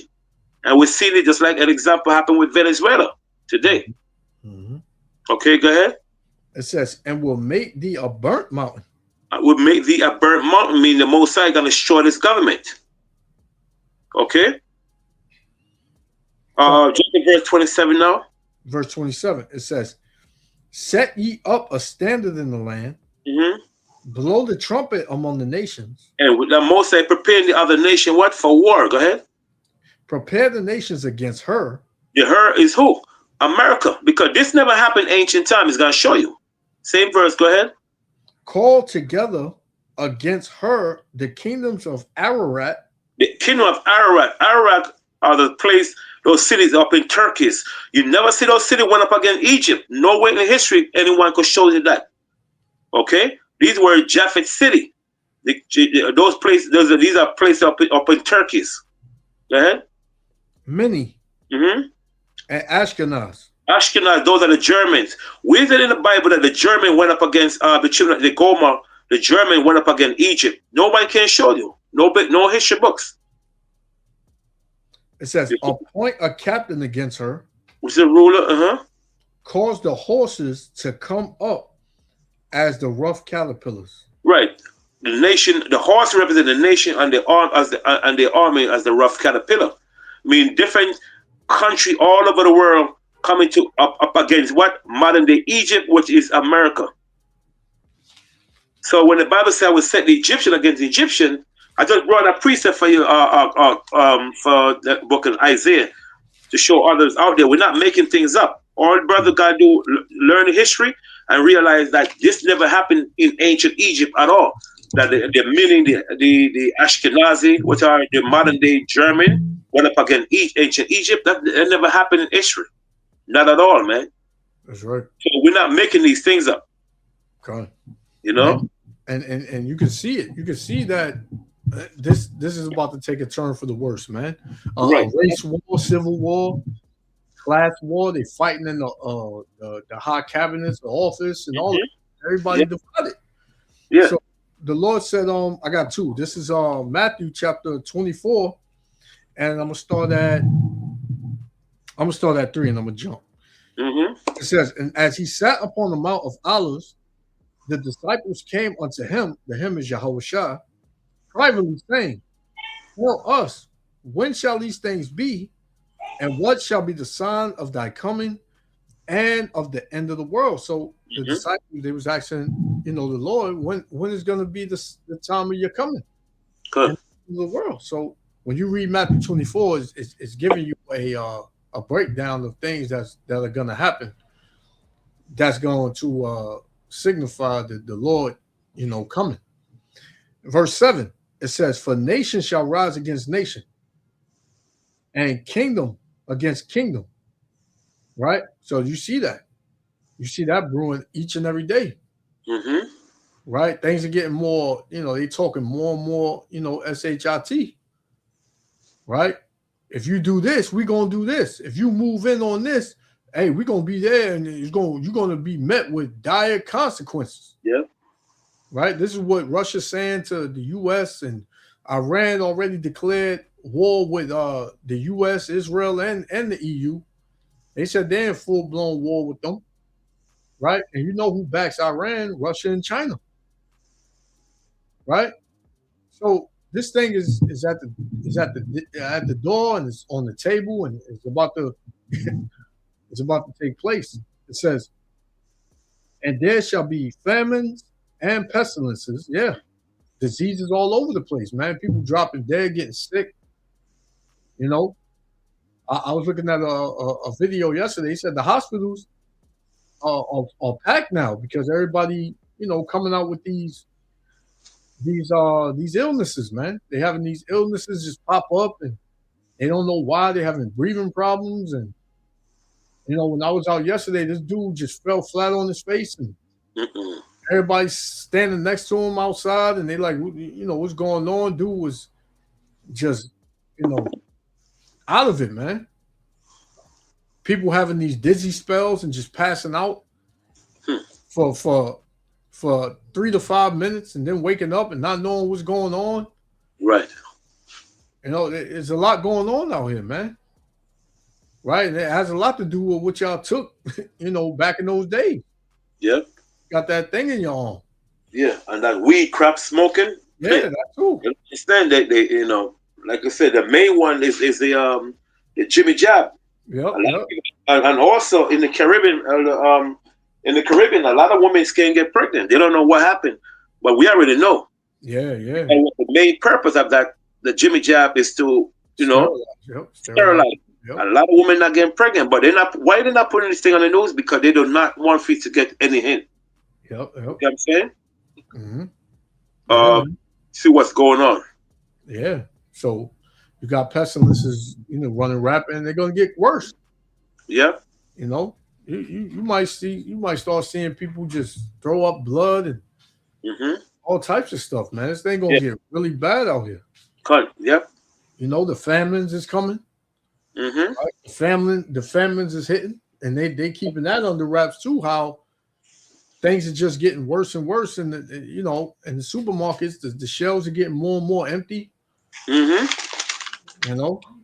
It's like, if you can't see it, man, hey, we don't know what to tell you. Yeah.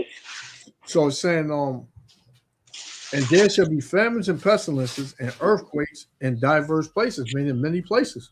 Right. Good. And all this is happening because we at the end. Right. We're at the end, man. This is Mark chapter 3 and verse. I'm gonna start at 23. Just going into what the elder just read. You know, and what I just brought out in Isaiah. You know, what the elder just brought out in Isaiah 19 about the Egyptians against the Egyptians. This is Mark chapter 3, verse 22. It says, and the scribes which came down from Jerusalem said, he have Beelzebub, and by the prince of the devils casteth he out devils. Mm-hmm. And he called them unto him and said unto them in parables, how can Satan cast out Satan? And if a kingdom be divided against itself, that kingdom cannot stand. Right. So isn't America divided against itself? Right. You got the people that's fighting against the government. The government putting hell on the people. Yep. In government, they can't come to terms. This is why you had the government shut down. What was it? A month ago? Was it December or November? One of them. Oh, it was around Thanksgiving. Yeah, November. Yeah, November. So they couldn't get along. They couldn't come to terms. Right? It says, and if a house be divided against itself, that house cannot stand. So America as a house is not going to stand because it's divided. Yeah. And you got people's households that's falling apart, man. Because, you know, you got, you know, people believe in one way and you think in another way. And, you know, everybody's all in cahoots with each other. At odds with each other, rather.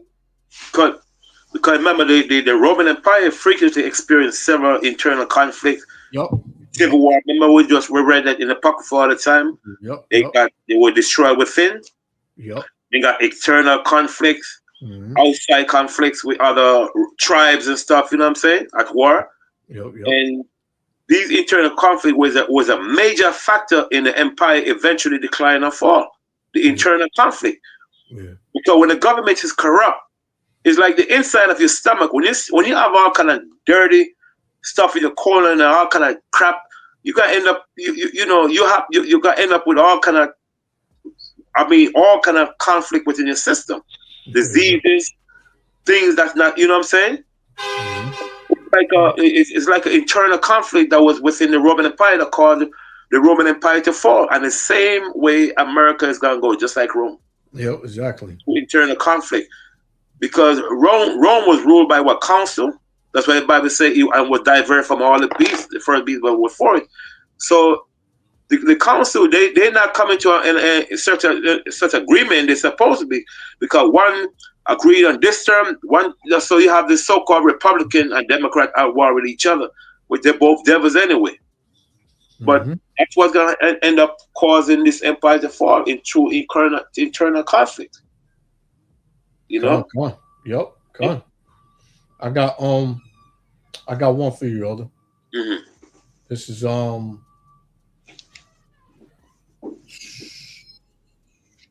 Jeremiah 50 and verse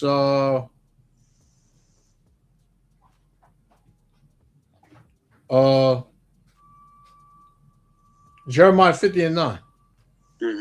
It says, for lo, I will raise and cause to come up against Babylon an assembly of great nations from the north country. And they and we know that north country is Russia. The main country, Russia. That's it, from the north country, see? Russia and their armies and so forth. And they shall set themselves in array against her. Her, which we know America. From thence she shall be taken. Their arrow shall be as of a mighty expert man. None shall return in vain. And we know them arrow, them nuclear missiles. That's right. Them damn nuclear missiles, man. They Russian, all those missiles them Russia building up. We think Russia just building up for to say, hey, America, we got something. No, they're going to use them. Exactly. And both sides is the one that is holding back the nation from attacking this place, man. Yup. It's not its time yet. It's not her time yet. Exactly. See? Yep. And I was talking to this ex Marine, Mm-hmm.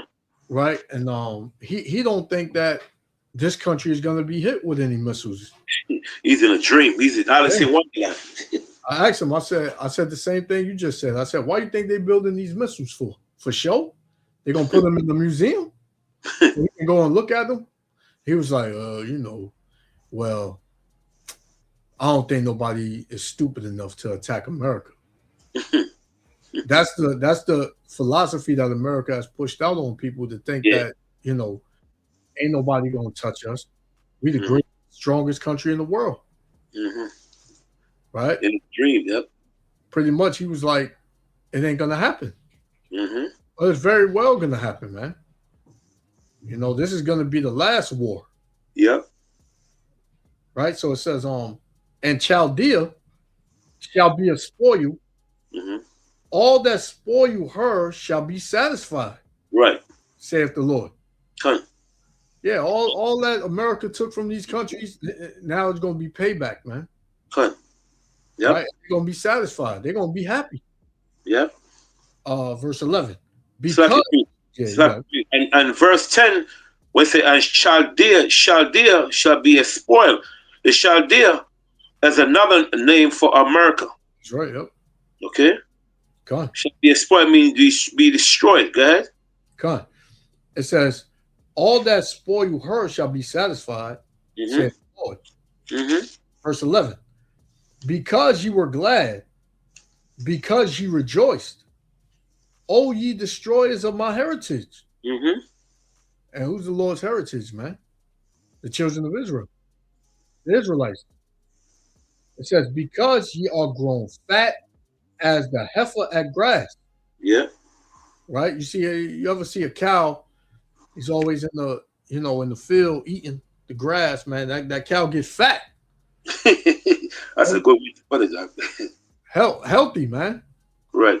That's how America has become, man. Very fat, riches, but it's all for thievery, rape, rob, and murder. Yep. So the scriptures tell you, I forgot what that is. I think it's Habakkuk.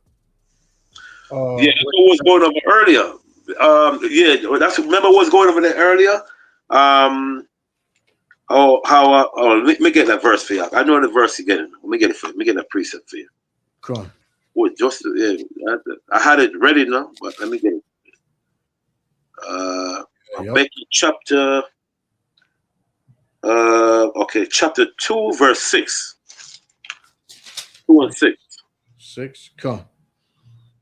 Habakkuk 2 and 6. It says, "Shall not all these take up a parable against him, and a taunting proverb against him, and say, Woe unto him that increaseth that which is not his." And we see what America been doing, right? It's said, you went and rob other nation from the house, from the country.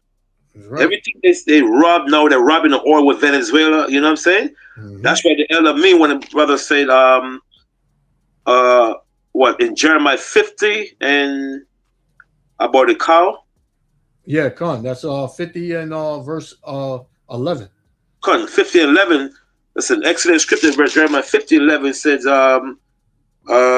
because ye were glad, because he rejoice, or he destroyer of my heritage, which is Israel, because ye are grown fat. See, all the riches America steal from other country, are the heifer as grass, and better as bull. See, like you said, or the cow eating. Explain what you said to them earlier about how to get fat. Yeah, that's like a cow that's in the field all the time, man, with a full field full of grass. Like healthy, like brand new grass. He eating all day, man. You get fat. That cow don't want for nothing. Right. His belly is full. He can produce whatever he needs to produce. But that's putting it in the sense of America, how it's gotten fat. Yeah. The riches of other countries, man. Look at the elder mentioned earlier, Venezuela. Look what they did in Venezuela just to get the oil, man. Right? They went over there, they kidnapped, they took the president and his wife. Now they're over here in the U.S., and now they got free reign in Venezuela with the oil. Because if you remember last month, I believe Trump came out and just said that oil in Venezuela is ours. He came out and just said that. He just pretty much just said that. Yep. Like, you damn devil. You know, like, come on, man. He thinks everything belongs to him. Mm-hmm. But the elder just had me bring this out. Habakkuk 2:6 again.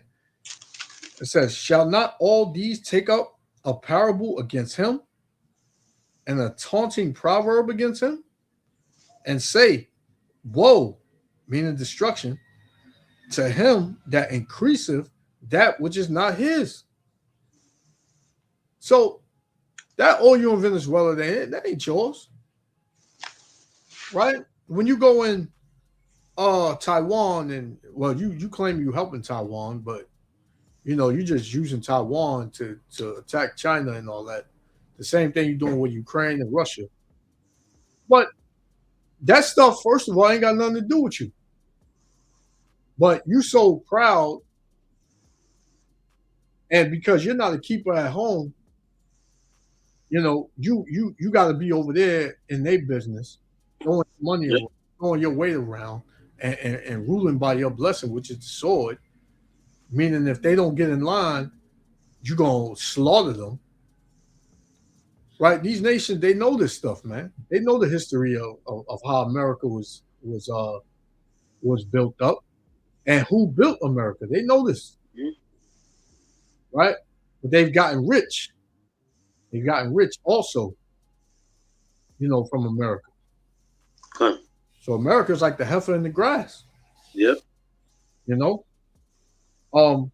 It says, and to him which laded himself with thick clay. Yeah, man. This man got big. Mm-hmm. That's why he's known as the hammer. Yes, the hammer sir. of earth. Right? People are, you know, to some you know extent, Mm-hmm. you know, countries are afraid of America. You know?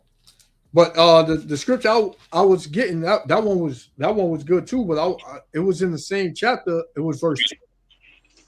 Oh, that lady inside with tick clay or something? No. The one I was looking for. In verse 12, Habakkuk 2:12, where it said, woe to him that buildeth a town with blood. Okay. Right.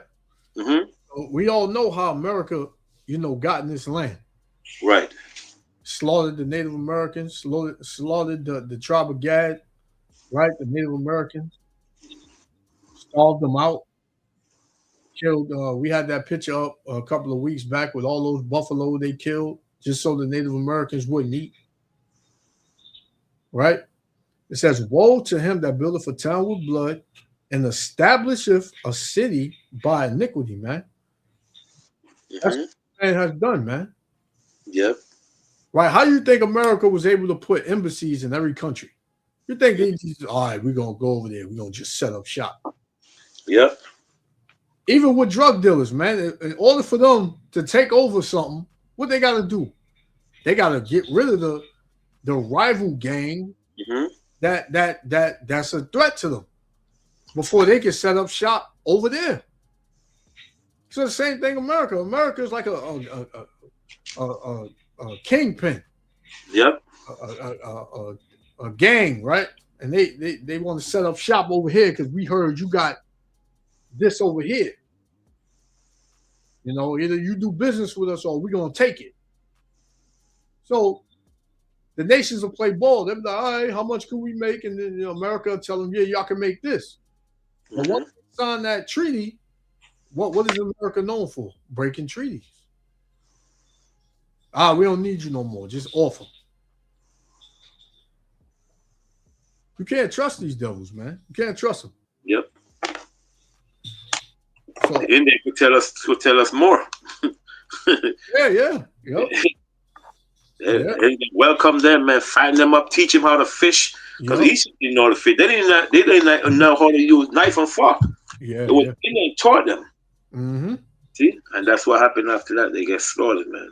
They didn't know how to wash up. Even to this day, you got Edomites saying they skip baths for days. Right? These Edomites, they skip baths for days, man. They don't wash their face. They don't use rags. Right? They came out saying this with their own mouth, man. Remember Queen Fernanda's wife? What's her name? What's Queen Fernanda's wife? The one that conquered Spain in 1492. I can't remember his wife's name. Oh.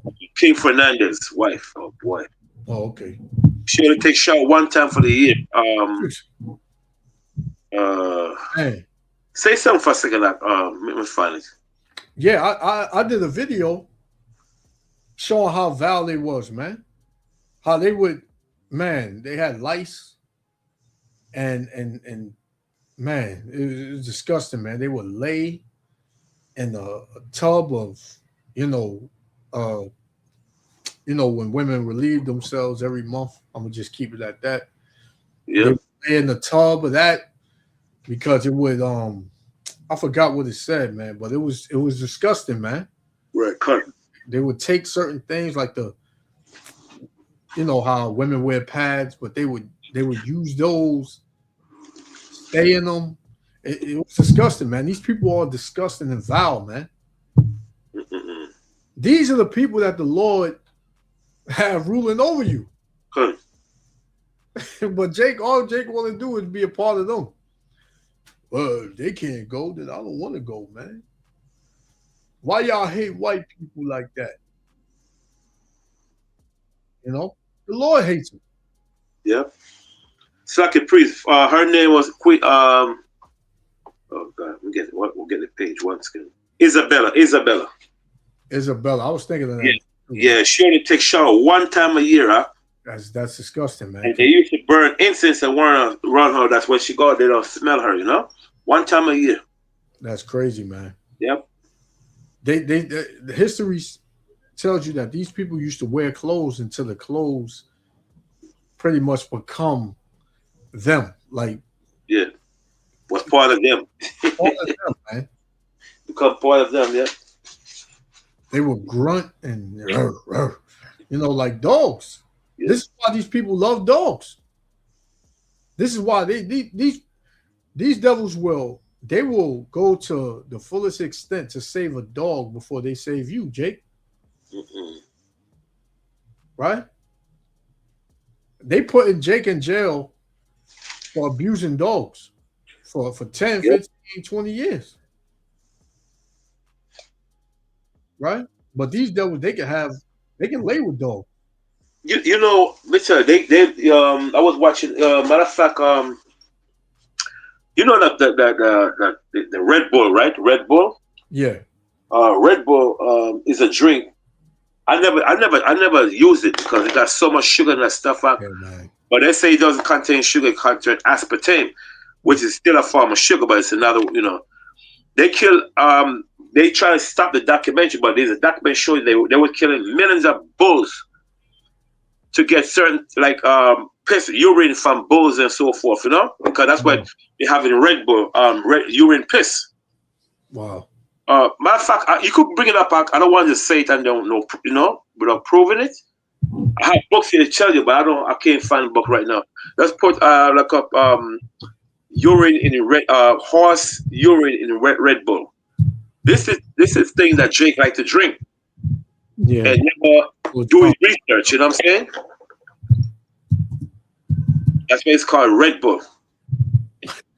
What do I put that?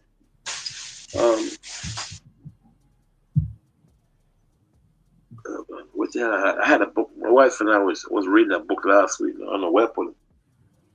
But they have horse urine in Red Bull. And a lot of country ban the product, man. Yeah, it says the idea that Red Bull contains horse urine or bull semen is a persistent urban myth.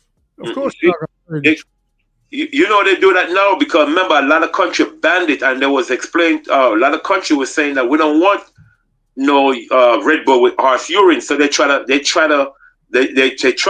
come up with something else in it. Yeah. You do further research, it's horse urine they have in Red Bull. Yeah. You know, but you know they try to stop it because a lot of countries not buying it now. You know what I'm saying? Let me find something. Yeah, let me find something. Yeah, that and that Monster drink. Yes. Mm-hmm. You know, that Monster drink is another one, man. Mm-hmm. Yep. You know, along with Arizona. Yeah. Arizona was it came out that they had urine in that too. Mm-hmm. Yep. You know what I'm saying? And that company goes back to those them Arabs. They said what's that dude? Osama bin Laden. Yeah. That was his company. That's his family's company. Yeah. Mm-hmm. You know, so yeah, man. Priest, not to cut to it said taurine, right? Yeah, taurine. Yep. Taurine, that's urine from Red Bull.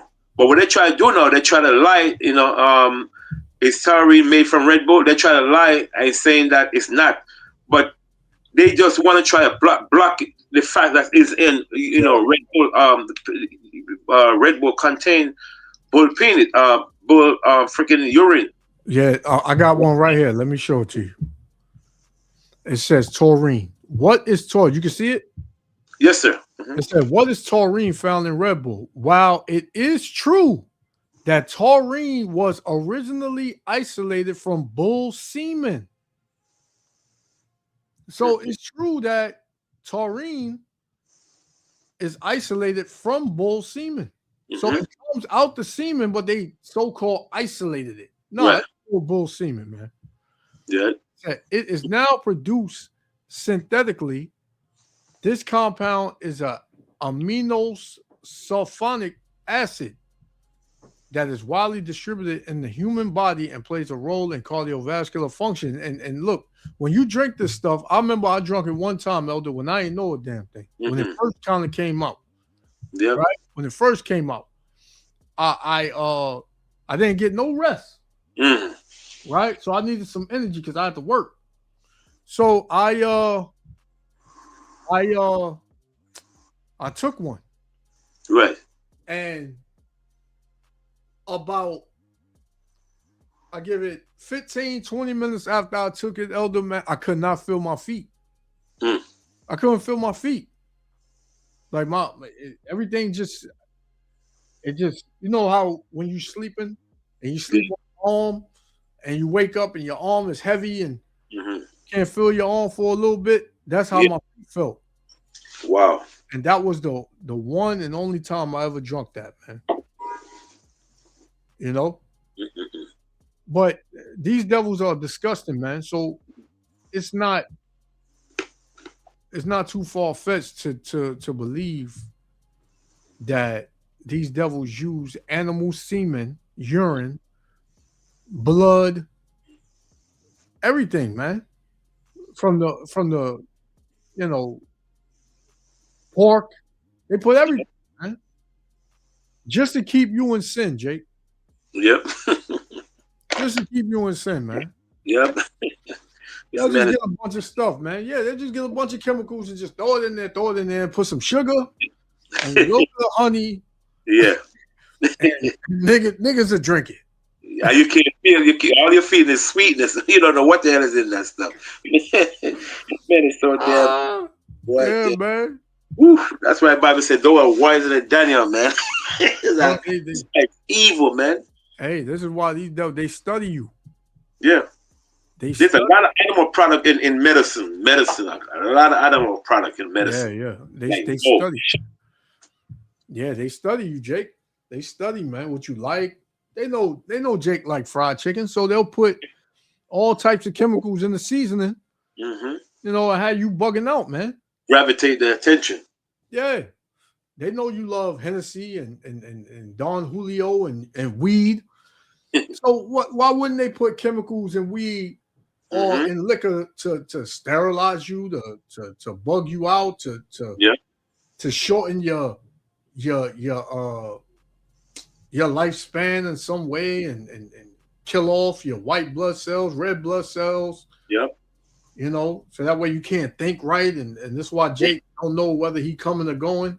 Mm-hmm. Oh man, it's been many times we've been out of that camp, and Jake come past the camp smoking that whatever that garbage, and he just looked bugged out in the eyes. Yep. He caught me standing there. His pants is halfway down. You know, he looked dirty. He just standing there, just smoking and, you know, slurring his words. And Yep. man, what you think that is, man? You've been set up here. Yep. They lock you up so that way they can, you know, get you violated.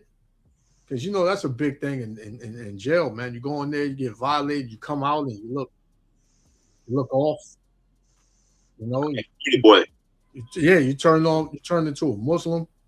You know, our people are being attacked from every angle, man. Yep. So you cannot get away from this devil. Yep, that's true. The only protection you have is Yahweh Ba'ashem Yahushua. That's the only protection you have. You so-called Latinos, same thing. Native Americans, same thing. The Northern and Southern Kingdom is catching hell over here. They bugged out over it. And finish this video. Come. Insane is how many people this is affecting. Like, I know people that are making well over six figures that are having to do math in the grocery store to make sure that they can afford groceries, or having to make like very deliberate decisions about their finances because they're struggling so much. And groceries is a huge thing, but like housing costs are another thing, and utilities have gone up for so many people, and just the amount of like cognitive effort and mental bandwidth that people are having to do to just like think about, can I afford like daily day-to-day necessities? And this is even the case for me as someone who's a financial planner who makes pretty good money, who lives in New York City.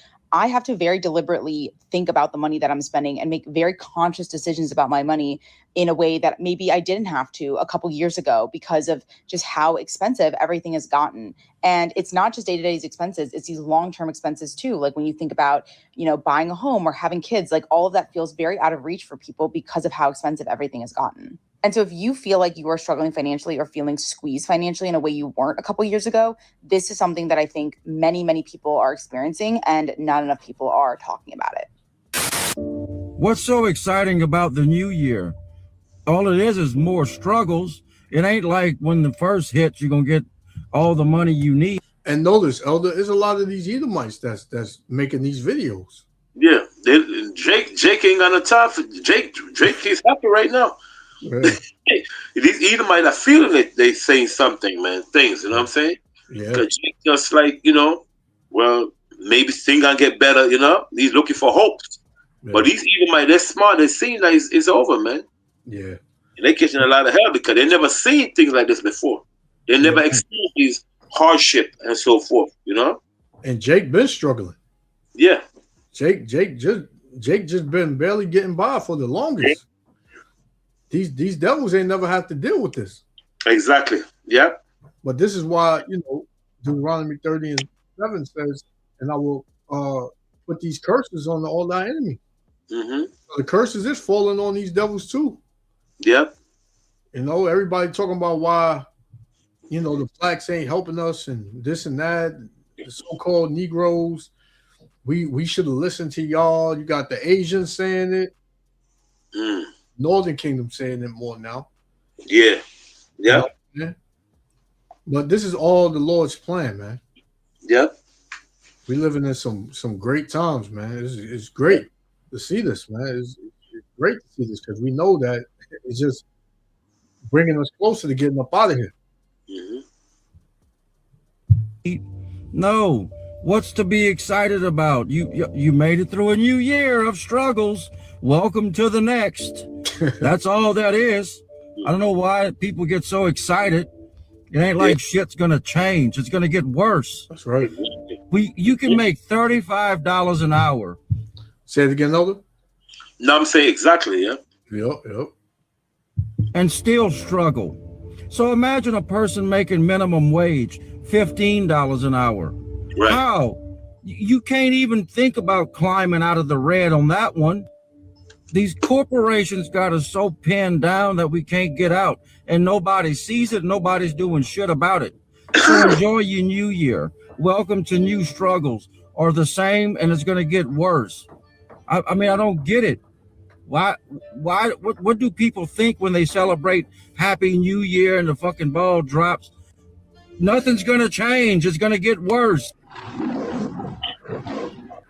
Man, the people might talk, man, you gotta give them credit, man.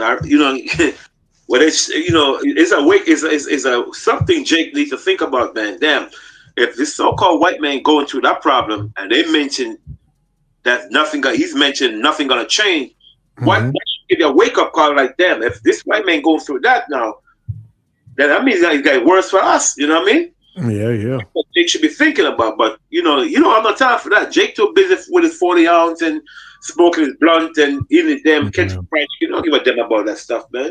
Yeah, man. You know, which you know, not saying all Jake is sleeping, but 95% of these Jakes, they're just sleeping. They don't know what happened.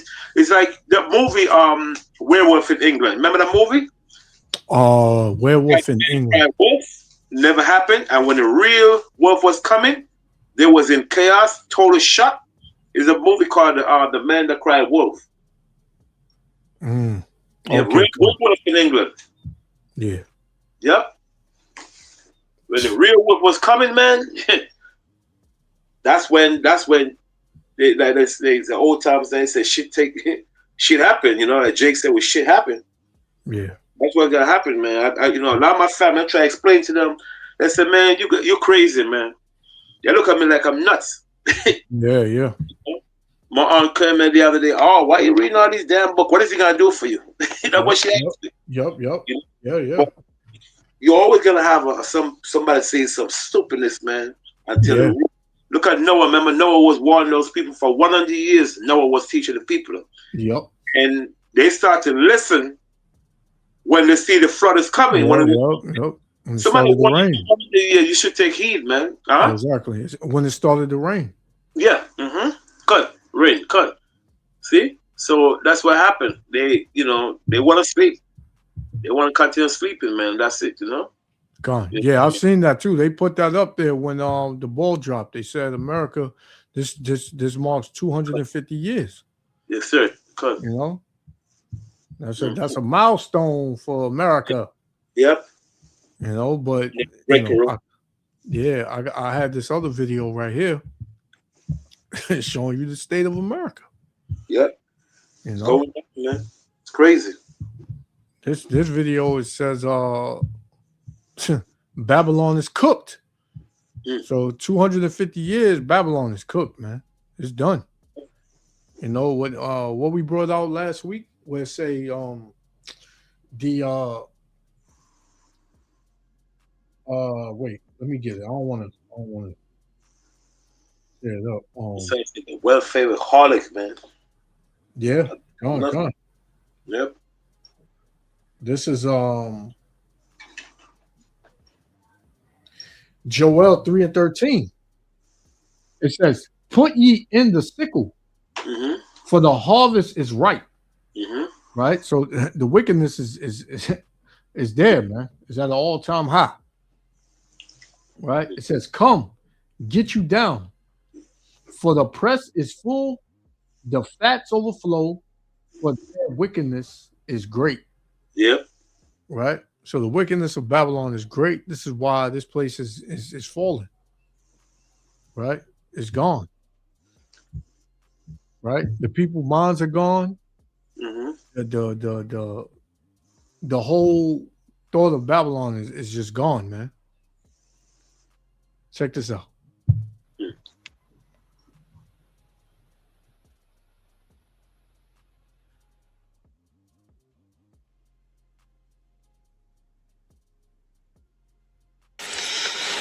Hey y'all, I am sitting in my car on my last break, and obviously the sun has come down, it's dark.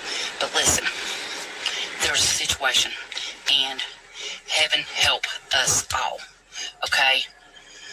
The future of the human race, our country, everything is in great danger, okay?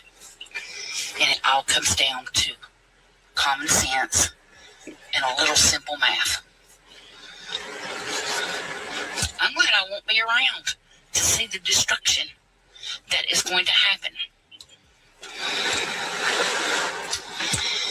A lot of people use online banking now, and we've all heard of them: Cash App, Venmo, Green Dot cards, Walmart reloadable cards. And a lot of these cards, you can come into Walmart and say, hey, I'd like to put $100 on my Venmo card, Cash App. And we do that. We hit a little code on our register, insert your card. How much? $100. We punch in $100. You confirm it. You pay the $100. And some cards charge a fee. Most of the time, it's either $3.74 or $3. And some of the cards don't charge a fee at all. Okay? It's very simple. So I had this young girl come up, and she said, yeah, they told me that I could come to Walmart and put money into my checking account. And I said, we can reload debit cards. And I said, is it from a bank? And she goes, yeah, my credit union. She goes, I'm from out of state. And I said, we can try it and see. Not every freestanding bank card will work, but we'll try. And a lot of credit unions now, you can actually, instead of having to go to your ATM, deposit cash or whatever, you can go to Walmart, but you have to test it and see if it works. I said, we'll try it. She says, I want to put $150 in. I said, okay. I do my little code. She inserts the card, and it pops up a fee of $3.74. So I tell her this. It's going to be $150 plus $3.74. She says, okay. Okay, your total is $153.74. She gives me $150. I said, okay, how are you going to pay for the $3.74? Oh, I'll use my card. I said, you're going to use a different card. Yeah. No. She used the same credit union debit card that she was putting $150 on. She used that card to pay the $3.74 fee that it charges to put $150 on that card. And then she didn't understand. I give her receipt. She goes, So where's my money?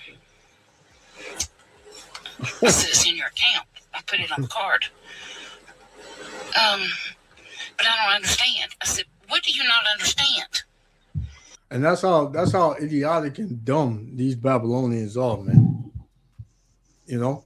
Here it is, the girl came in there with the $150 to put on her card. She gave her the money. She gave her the money to put on the card. The money was on the card. Then she turns around and asks the lady, where's her money? It's on the card that you gave the lady, man. Yeah. You know?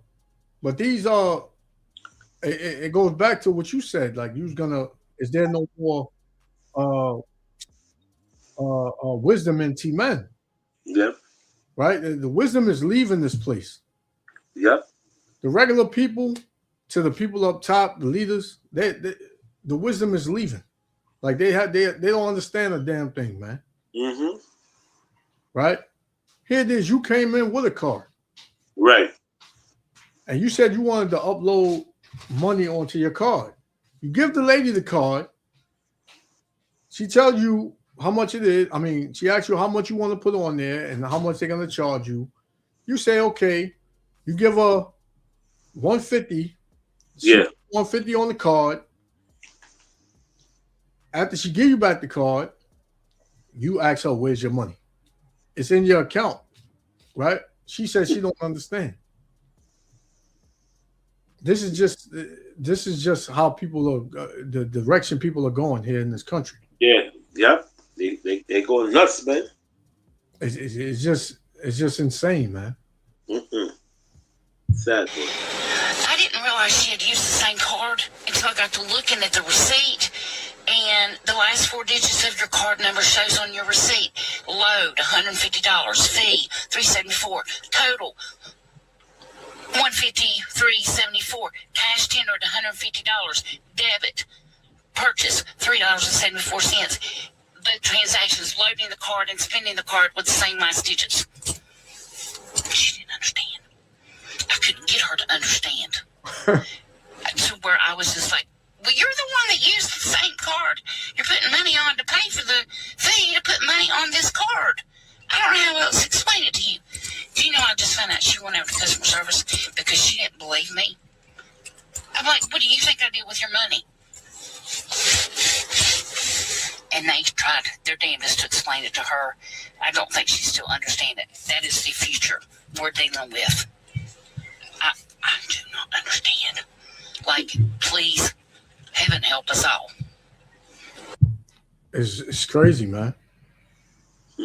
It's just crazy though. But these will be the same people that are coming to you and tell us that, well, come to us and say that we're wrong. They say, "Oh, the Bible is tampered with." You know, God loves everybody. Brother said, what the brother said? He said, "I've been watching a lot of drug addict interviews, and most of them are white women who are selling their bodies for $5 to $20 to black men to get their next fix of fentanyl." Hey, that's out here. That's out here going down a lot, man. You know, I'll be watching those too, man. I'll be watching those too. It's something called Tales from the Street. Right. You know, where you got these women. I think it's based out of Las Vegas. And, you know, you got a lot of, mainly all of those streetwalkers, those harlots, they be Edomite women. Yeah. Heavily. Especially in California. You know? They have a place in Brooklyn, on Pennsylvania Avenue in Brooklyn, man. I was shocked to see a lot of Edomite women. They're on the street, and Jake picking them up like it's nothing, man. Yeah. Beautiful lady, nice skinned woman, man. Yeah. You know, even Chinese, man, they doing the same thing, Doc. It's like, I was like, what the hell is, you know? Everybody doing this state madness, man. Yeah. Hey, Shalom, Elder. You can hear me? Hey, Shalom. Can you hear me? Yeah. Come on. All right, I'm y'all gonna keep going for a while. If not, yeah, I was gonna connect this to my audience, but if you're not going long, I'll just stay here then. Yes, man. No, just keep going. Don't worry about it. Because I gotta move around anyway. But you can hear me, though, right? Yeah. You moved to South Africa, brother? Nah, man. This guy's. You see how much stuff is behind me? You see all this stuff? Yo, everything is just wires everywhere, man. I can't put that together. It's gonna take me 2 days to put that back together, man. Wow. You know. Wow. I thought you would move into another to South Africa, man. Damn. Nah, brother. I just saw them dudes. I did a video on it. Them brothers and brothers are leaving from here going to Africa. Them Africans are not treating them right, man. They saying come back, brothers. I know you're talking about. I think they said because they're coming there with an American attitude, they're rude, and they're kicking them out. I was watching a video on that the other day, man. Eve never liked Jake anyway, though. Yeah, Jake and Eve is rude, man. It was rude in a restaurant the other day. I got you guys can remind. I must send you a copy of the video. She was in a restaurant the other day in Ethiopia, in South Africa, and she was cursing the lady out, man. I mean, she was loud, man, real loud. So that's why a lot of them they don't want them there. Yeah, bad, man. Same thing with this Italian. Remember this Italian American woman? She went to Rome, and they lock her behind her. They gave her 6 months in jail, man. Man, can't go over there with a bunch of them attitude. Go. Everybody know how these Babylonians are when they go other places, man. You see them like they go to anywhere they go with that same, especially Eve, go with that same attitude, man. That's bad, man. Go with that same damn attitude, with that big mouth, that rude attitude, that arrogant, you know, pompous, you know, I'm the black woman. Yeah. You know, hear me roar. And the sad part about it, not all of them is like that, you know, but one bad apple spoiled the whole congregation, you know? Yep. Yeah, man. Yeah. Yeah. Let me see. I had one more. You want to bring anything out, Elder? What was going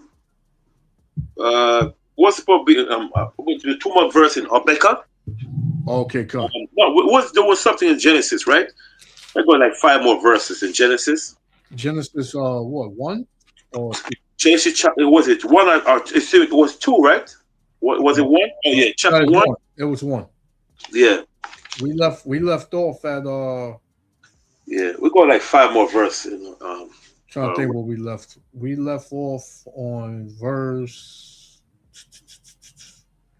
Oh, it won't. Yeah. It won't let me connect to my audience. I don't know No? why. Don't worry about it. I'm sorry. It's all right. Okay. Oh, I couldn't do it on my side, right? No, don't worry about it. I don't think y'all gonna go that much longer anyway. But normally I could, but I'm on my laptop. I'm not on my system, so it won't let me do it. I don't think it's set up right. My system. But when you go on your when you enter the studio, it should be a thing at the top.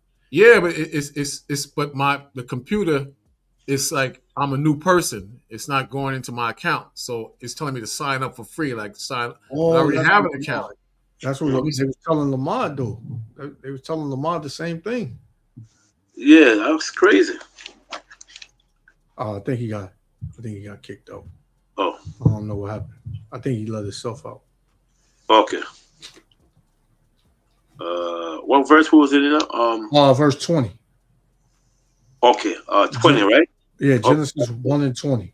Mm-hmm. Genesis chapter 1, verse 20, it said, and the Most High said, let the waters bring forth abundantly the moving creature that hath life, and fowl that may fly above the earth in the open firmament of heaven. So we know the different birds and so forth that will fly above the firmament and so forth.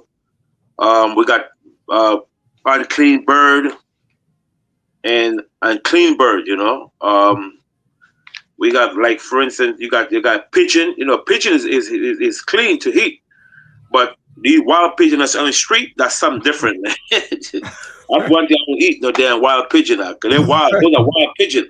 Yeah. But you know, pigeon is good to eat. Other food, like they say turkey is good. Not, you know, you got people talk about, oh, you ain't supposed to eat turkey. Turkey is clean. You know, we have you remember last week we mentioned about the domesticated animals and subspecies and stuff. Go on. Yeah, so we know subspecies is species that come from the ancestor of the like, for instance, we talk about the wild boar. You know, these pig we see today, that's not the real pig. Those are not the pig that was on the and on the ship with Noah. These ships these pigs are subspecies. Other animals are subspecies. The little puppies the Esau walking with it, those are subspecies we know. Yeah. Yep. Okay, so that's why the Bible says everything be after his kind. So a subspecies will produce natural, regularly that come from the progenitor. The subprogenitor as a natural species. Those species were the one that was on the ark with Noah. We mentioned it last week about the subspecies. Species that come from the natural progenitor, like, you know, like we mentioned, a boar, dogs, the subspecies of the wild wolf. That's a subspecies. That's what the dog. That's a subspecies. The dog, which comes from the progenitor of the wild wolf. Okay. What verse we know? Verse 21. It says, and the Most High created great whales and every living creature that moveth, which the waters brought forth abundantly after their kind, and every winged fowl after his kind. Right. Okay. Good. And the Most High saw that it was good. That was good. So, you know, the gray wolf. That's what I need to say. The gray wolf.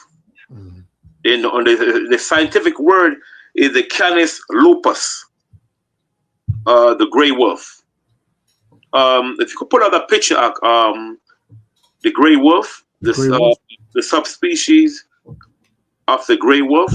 God, let me look it up right now. So these domesticated dogs, like what the domestic dog you see on the street today, are as considered a subspecies of the gray wolf, known as the Canis lupus. So they could naturally breed ways, just like the gray wolf. See? So when you look at the dog and the gray wolf, you can hardly tell the difference. And all these things was done in Asia thousands of years ago. Okay. Yeah. All right, go ahead. Look for it right now. Oh yeah. Man, I had it before. Wolf subspecies, gray wolf subspecies. Let me see. Cause a lot of people, you talk to them, they're like, the Bible this, the Bible. How can the Bible contain all these animals? That makes no sense. You're not making no sense, you know. Yep. But they don't understand how these new creature came about. You know what I'm saying? All that was done in Asia. Okay. Con. Sea wolf on secret stretch of Pacific coast. No. Yeah, gray wolf. Yeah, I had it before, but it's not. Let me see. Salakia, Elder. All wolf subspecies. Let me see. Or you could look up dog, the subspecies of the gray wolf. Maybe I'm not too good at this internet thing. Yeah, that's what I put. Okay. Right. Subspecies of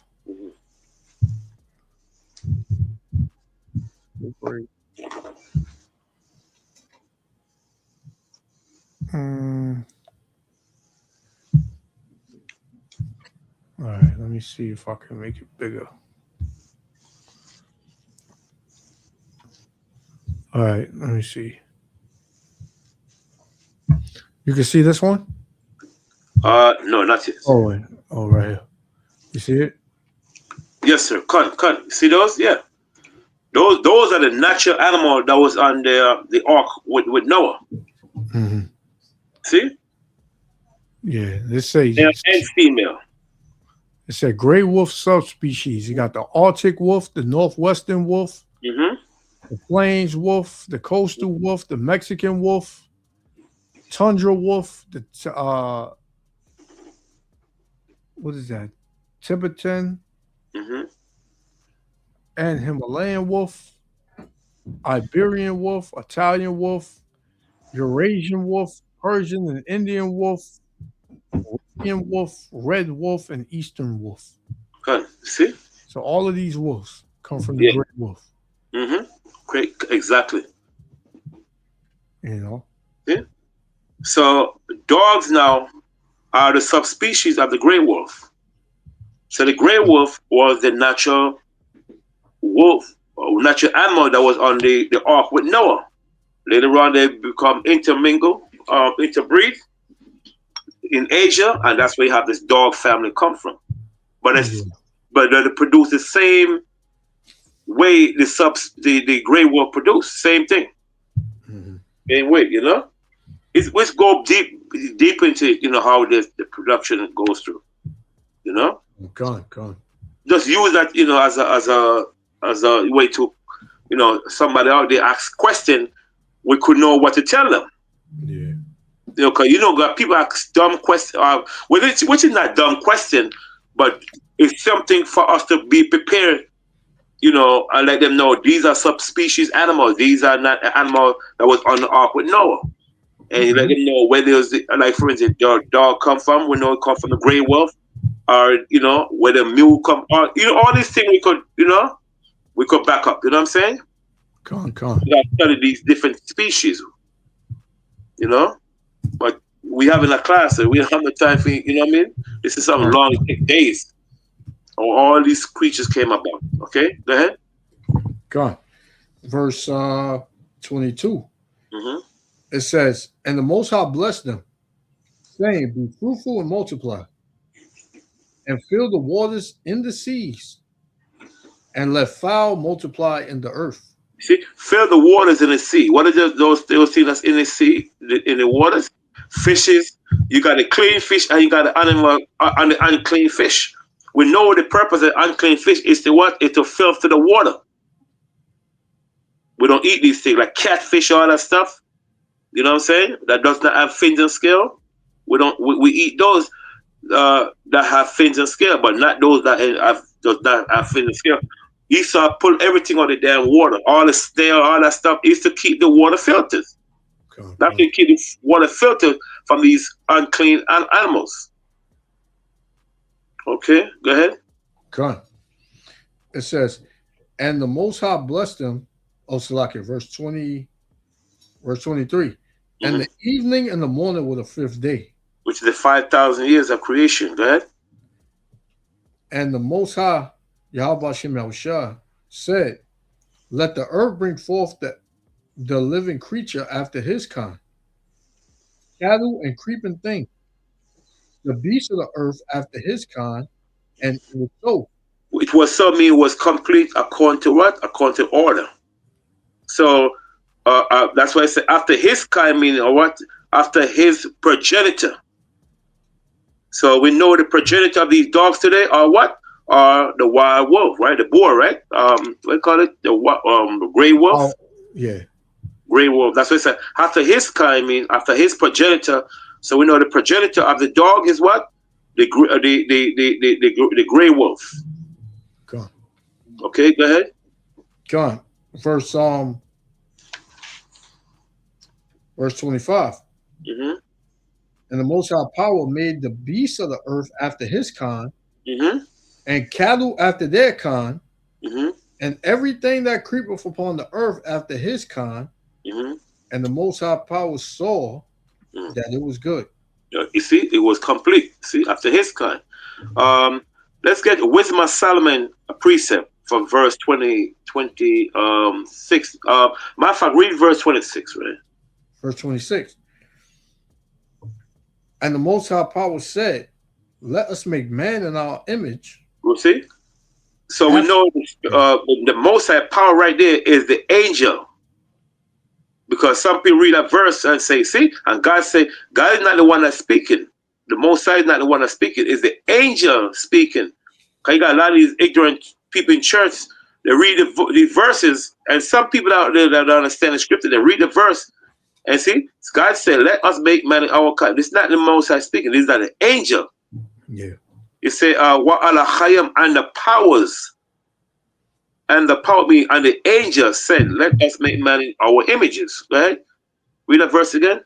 It says, verse 26, Genesis 1:26, and the Most High Power said, let us make man in our image, after our likeness, and let them have dominion over the fish of the sea.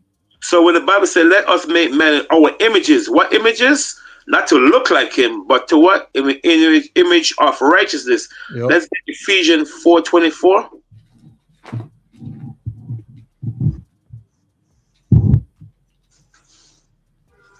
Ephesians chapter 4, verse 24. Mm-hmm. I'll start at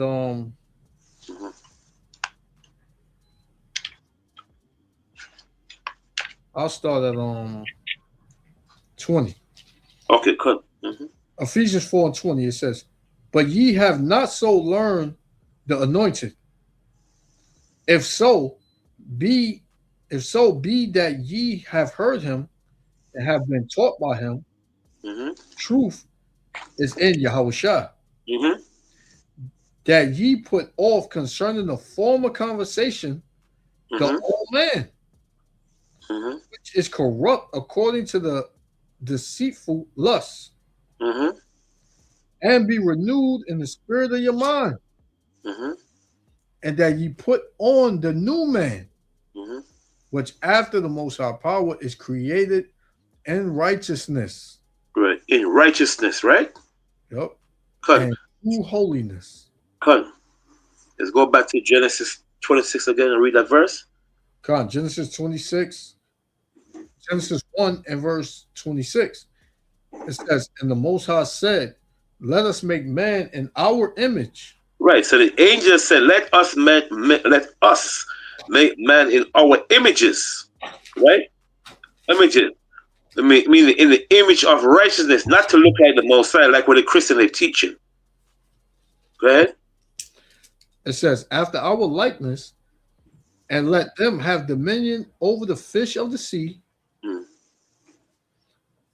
over the fowls of the air, and over the cattle, over all the earth, and over every creeping thing that creepeth upon the earth. Right. Now, let's get Ecclesiastes chapter 17. For the priest, it would say, and have dominion over the fish of the sea and over the fowl of the air. It's twofold. It's talk about, another word, what to eat, okay, or what not to eat, right? The unclean fish and also the fear of these creatures is going to be upon what? Upon them. The fear of men. Okay. Ecclesiastes chapter 17, 3-4. It's going to explain better than I do. You want Salakia. Which one you wanted? Salakia. Ecclesiastes chapter 17, 3-4. Ecclesiasticus chapter 17, 3-4. Chapter 17. 3-4. It says, he endued them with strength by themselves and made them according to his image. Right. We know that's men. Go ahead. And put the fear of man upon all flesh. You see, I put a fear of man upon all flesh. What these fleshes, these creatures, and so forth. As I say, let us have dominion. Let them, the fear of men, have dominion over the fish of the sea and over the fowl of the air. Go ahead. And gave him dominion over beasts and fowls. They received the use of the 5 operations of the Lord. The 5 operations of the Lord, right? Hearing, seeing, smelling, feeling. Those are the 5 operations of the Heavenly Father. And in the 6th place, he imparted them understanding. Understanding, right? So the 5 operations of the Lord is what? Hearing, feeling, smelling, tasting, and so forth, right? Yeah. Right? So let's go back now to Genesis 1:26 again. Read about let them have dominion, you know? God. Salakia.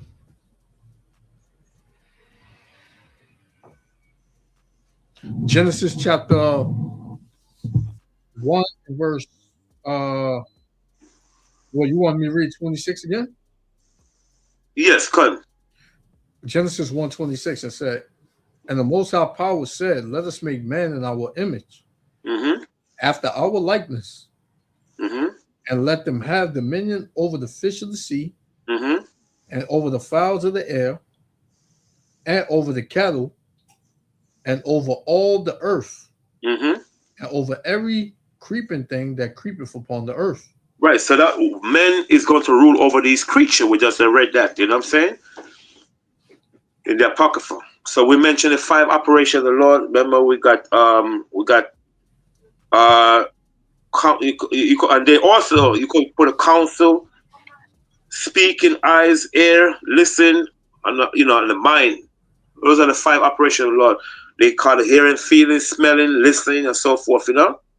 Cool. Now all the time those are the 5 operations of the Lord.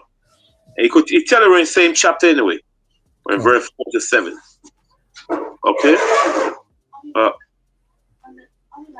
Okay, be safe. Okay. All right. Okay. Yeah, cut. So verse 27 now, right? Verse 27, it says, so the Most High Power created man in his own image. In the image of the Most High Power created he him. Male and female created he them. Right. So remember, Adam and Eve were not created as yet. So this race is known as the Adamic race. Adamic race. If you look up Adamic race, it shows you people that was here way before Adam and Eve. Yeah. Because when Cain murdered Abel, right? Where did he get his wife from? One man came build a city. So where did he get his wife from? And when you do the subtraction, Cain and Adam and Eve didn't have children way years later. God. So this thing that Adam and Eve was here first, that makes no sense. Even the scholar would tell you that these historians, they tell us straight up, people were here before Adam and Eve. It's called the Adamic race. Because where did Adam get his wife from? So when the Bible says take a rib from Adam, mean a woman from his generation. That's what the word rib represent. Not little took one of Adam and Eve rib. Adam rib. It makes no sense. Another word, he took a woman from his nation. That's all it means. God. Okay, go ahead. God. Verse 28. It says, and the Most High Power blessed them. And the Lord said unto them, be fruitful and multiply, and replenish the earth, and subdue it. Subdue it means to rule the earth. Because remember, when you read the book of Ezekiel, Adam had his own kingdom. So you gotta tell me, where does these other people come from? If Adam have his own kingdom, who were those people? That means people was there with Adam. But the reason why the Most High gave Adam that Eve, because that was a special woman for him. He didn't want Adam to have any type of, you know what I'm saying? A woman, he gave him a special woman from his nation. Okay? And so when you look at the book of Ezekiel, it shows that Adam have his own kingdom. Remember we talked about it the other day. You have the precept, right? In Ezekiel, there was the woman. There was no one compared to Adam in Ezekiel. Let me see. Remember that chapter? If I'm not mistaken. You're talking about the. No, and the chestnut tree was not like branches. Yeah, the trees. Yeah, God knows. Okay, let's get that for a second, because people was here way before Adam and Eve. So if anyone do the calculation, there's no way, like the Jehovah's Witness teaching, that Adam married his sister. Cain married his sister. That's stupid. That makes no sense, because Adam didn't have any children until way later on in the future. So it makes no sense. People reading certain book about Adam, and it makes no sense. God. You found the priest? No, I'm still looking, Salakia. Okay, say something. I'll find it. Make up my Bible. The other Bible. God, because you have Jake come up, and he always he said, you mean to tell me two people could all these people came from two people? No. We never said that. There were many Adams and many Eves, and the Most High picked out Adam. And it went on down through a lineage, right? The Most High, he picked out Abraham, Isaac, Jacob. That was his choice, and Jacob's, children. They were the Jacobites. Jacob's name was changed to Israel. They became the Israelites. And the real Israelites are the so-called Negro, Latino, and Native Americans. Right? So that's pretty much how that went. It wasn't two people. Right. People on earth. And now we're like Adam.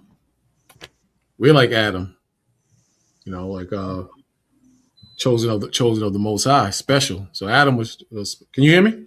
Yeah, come on, I can hear you. Oh, because Adam, he was special among, out of the men the Most High chose. Yep. And we're the same way. Like I think it's in the Book of James. We're like a type of first fruits. So now we just gotta endure and just deal, man.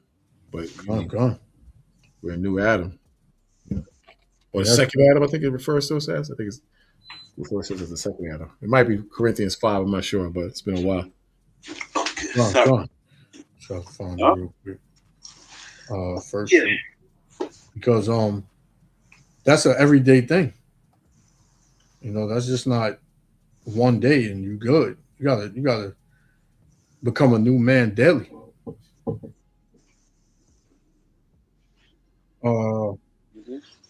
Sorry. Okay, sorry, is Ezekiel 31:8. Come on. Just That to one- prove that people was here before Adam and Eve, and Adam have a kingdom. People just read the Bible about Adam, and then there's other record show you also to get more understanding about Esau. That there was people here before Adam, way before Adam. Come on. But when Cain went to the land of Nod, why would Cain fled to the land of Nod, which means wanderer? Because he knew people was there. Come on. You know what I'm saying? Come on. That one that because if you there, that one that you was talking about in James, that's James 1:17-18.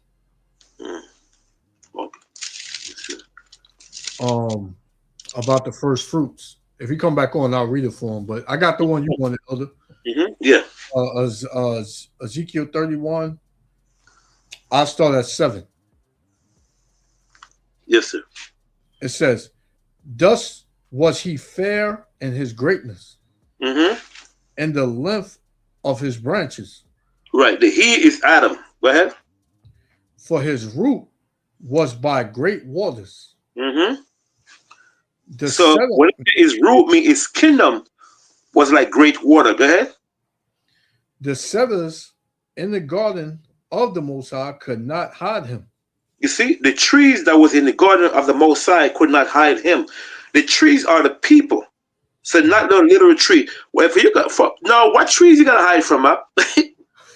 It's impossible to hide from a tree. You gotta grow. You gotta go on top of the trees to hide from the people. No, the trees represent the people that was in the Garden of Eden. Yeah. Go ahead. It says the fir trees were not like his boughs.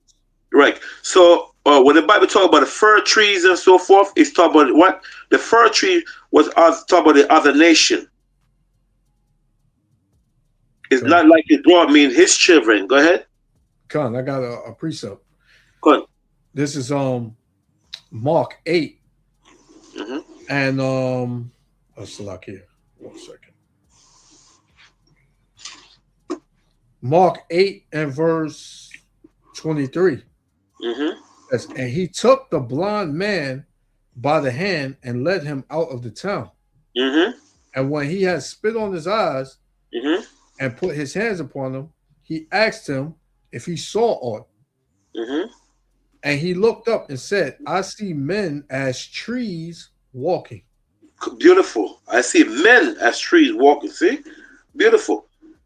And then we could, like I keep saying, next time I keep forgetting, we gotta go over scriptures also. Why the Most High compare men as trees? Because everything the Most High does and Yahweh Shai does have a meaning behind it. Why the Most High compare men as trees?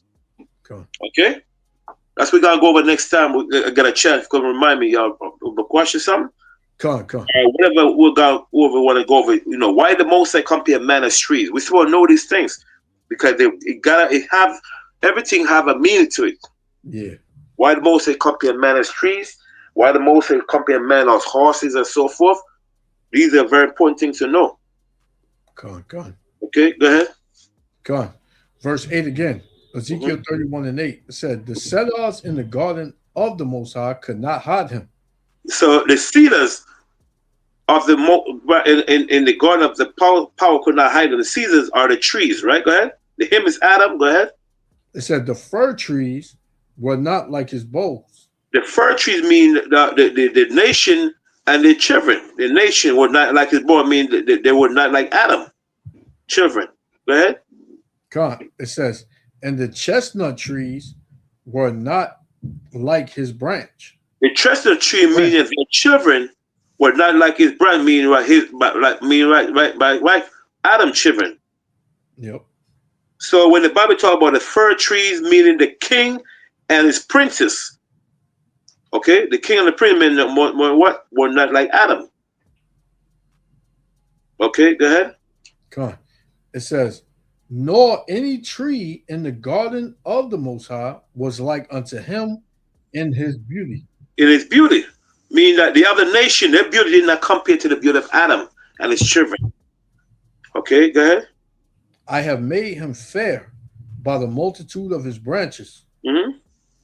so that all the trees of Eden that were in the garden of the Most High envied him. You see, so these are the precepts that these Christians should be using. You see what I'm saying? That the trees in the Garden of Eden was not like what? Not like the beauty of Adam and his children. Okay, go ahead. Come on. That was you want to keep going? Right? Okay. You read to verse 9, right? Okay, come. Right? So we're gonna go back to Genesis. I just use that as a precept to show that there were people here before Adam and Eve. Okay. This is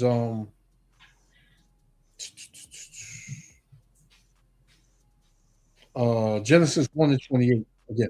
Mm-hmm. It says, and the Most High Power blessed them, and the Most High Power said unto them, be fruitful and multiply, and replenish the earth, Mm-hmm. and subdue it. Like those were like to rule and so forth.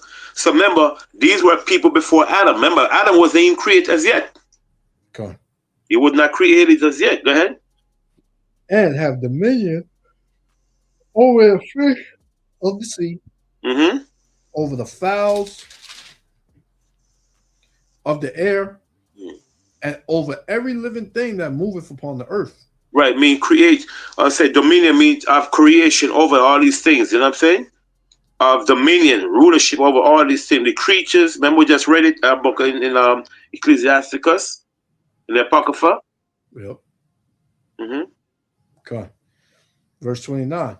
And the Most High said, behold, I have given you every herb bearing seed. This is the Rastafarian favorite verse right here. They love this verse. See, you're not supposed to eat meat, star. Look, a herb you must eat. But they don't understand this verse right here. Yeah. They don't. So they are fine. This is an excuse they have not to eat meat. If we weren't supposed to eat meat, why would the Most High give us a dietary law? Exactly. So their excuse is we start eating meat because Adam and Eve sinned. But Adam and Eve didn't sin us yet because Adam and Eve wasn't even born yet. Yeah, exactly. This is verse right here in Genesis chapter 1. It talks about the Adamic race. The Most High didn't create Adam and Eve yet. Okay, go ahead. Come on. It says, and the Most High said, behold, I have given you every herb bearing seed, Mm-hmm. which is upon the face of all the earth, Mm-hmm. and every tree, Mm-hmm. in the which is the fruit of a tree yielding seed. Mm-hmm. You didn't see it. I mean herbs and so forth. You know what I'm saying? Go ahead. To you, it shall be for meat. Mm-hmm. For meat. Mm-hmm. They say, see, that means you're not supposed to eat meat, right? That's the verse they're using right there. Hmm. Go ahead. And to every beast of the earth, and to every fowl of the air, and to everything that creepeth upon the earth, wherein there is life, I have given every green herb for meat, and it was so. And it was so. So it mentioned beasts.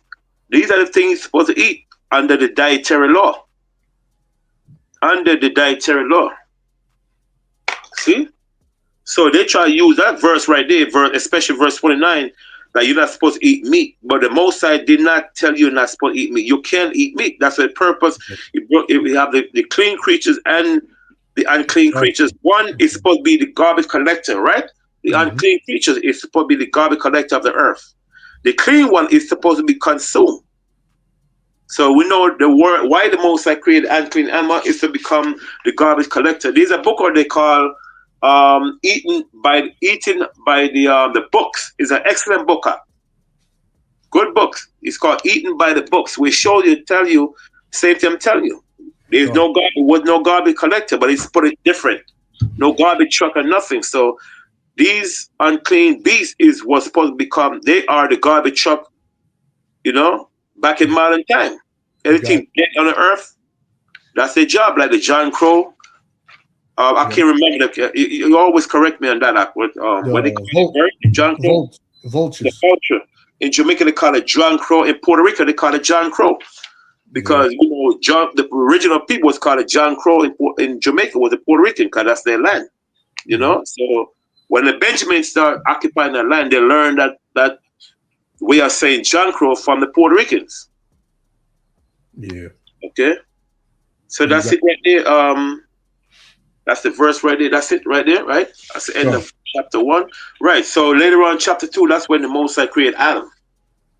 Yeah. Okay. Come. And then chapter 3, that's when he sinned. You know? So, you know, like I said, you got two Adam. You got the Adamic race, and you got Adam, a man called Adam himself.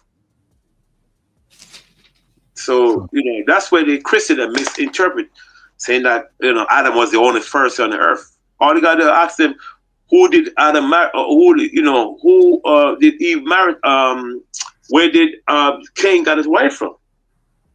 And where that happened, where did, you know, who helped build Cain, the city that Cain went up to, land of Nod? So one man cannot build a city. Go on. You know what I'm saying? I was watching a movie. The guy said, he's dead. He's gone. He can't build a city by himself, not knowing other people was there. Yeah. You see? So, you know, that's it, you know. So, as time go by, we got to go, next time we're going to go over some scriptures on, you know, how, you know, because a lot of people try to deviate from the Bible. Are keeping the commandments, saying, "Oh, see, all these things are done away with because they don't understand the book of Paul." Paul writing very hard, but it become easy when you really study those verses. To some people, they're very hard because a lot of people they try to pull away from Adam, from the book of Galatians. When Paul is ignorant to reading the Old Testament, well, that's not what Paul mean. You know what I mean? They just drift away because they don't understand Paul writing. You know what I'm saying? Yeah. Once you know the history of his mission, right? Exactly. It'll help you to understand. Yeah. He and wasn't Paul teaching them, you know, exactly. Yeah. Yeah. He was writing letters to Israelites that were in those cities. Yeah. Thessalonica, Galatia. Yes, sir. Those are the Gentile people that Paul was talking about. Those are the Gentiles. You know what I'm saying? So when he said the Jews have no dealing with the Gentile, it's not talking about literal Gentile itself. That was talking about Israelite that was in other nations, that mainly from the northern kingdom. Yep. The Jews didn't have nothing to do with them because when you read the history of the Jews and the northern and southern kingdom, they have hate for each other. The northern kingdom was killing a lot of southern kingdom murder. I mean, chopping them up, man. Yeah. So that's why Paul mentioned when he said the Jews have nothing to do with the Gentile. It would be Israelite from the northern kingdom. Go on. You know? Okay, so if you want to close it off, it's up to you, man. You know, because we've been going for 3 hours. The point is made. Mm-hmm. You know, next week, you know, we got another week to go through, Lord willing. Yeah, we'll see y'all back here. You know, next class, and man, just pay attention, like the elder always say. Just pay attention to current events and things that's going on around the world, because these things are gonna affect you. They're gonna affect you in one way, you know, or more. You can just stay out the way and you good, because man. And continue studying, huh? Yeah, continue studying and get into the word, man. Yep. You know, seek Yahweh Shem Yahushua. I'll get that one to close out with. Oh. You know. It's like your priest. Yeah, come on. I just want to say this for a second. This right here, if brother could get this book, it's called Light and Truth. It's an excellent book, man. It's an old copy. I had an old book, but Esau brought it out back, you know, because called Light and Truth. Excellent book. It showed you, this book was written by an Edomite. Show you straight up that Paul was not right to know natural Gentile. He was talking to the Israelite Gentile that was scattered. This is Edom, because these books links up with the Bible. And it's better also because what happened, to read this book to get to understand the Bible, because this book was written by Edomite. Go on. I always show the Edomite book, so a lot of time all people have doubts, you know what I mean? Mm-hmm. You know, when we go there and teach, it's a very good book, Light and Truth, you know? This Edomite came out straight up. The Gentile Paul was talking about is not a natural Gentile. We're talking about an Israelite who was caught in a Gentile state of mind. Yeah, And the Bible contradict itself, you know? Yeah, because Jay can't even get the concept of Israelites being scattered, right, and in all nations. So Israelites are going to look like all nations. He can't even get that. He think everybody look the same. Everybody going to be dark skinned with woolly hair, you know, with afro, looking like Jim Kelly. No, that's not. Right. That's not it. Huh. So I'm gonna close out with this one. This is yes, sir. Isaiah 55 and verse 6. Mm-hmm. Seek ye the Lord, mm-hmm. Yahweh, while he may be found. Call ye upon him while he is near. And how you call him, man? You seeking the Lord. You study the word and praying to him. You trying to get his trying to get the understanding of what he told you to do, and that's what you're doing, man. You're dedicating your life to the Lord, man. Huh. But the Lord is the only one that can put that spirit in you to do that. Mm-hmm. Verse 7. Let the wicked forsake his way, and the unrighteous man his thoughts. Let him return unto the Lord, and he will have mercy upon him, and to our power, for he will abundantly pardon.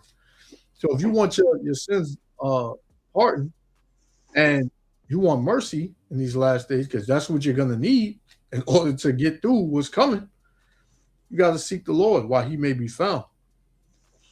And Salaki, I have one more. Isaiah 1 and 18. It says, come now and let us reason together, saith the Lord. Though your sins be as scarlet, they shall be as white as snow. Though they be red like crimson, they shall be as wool.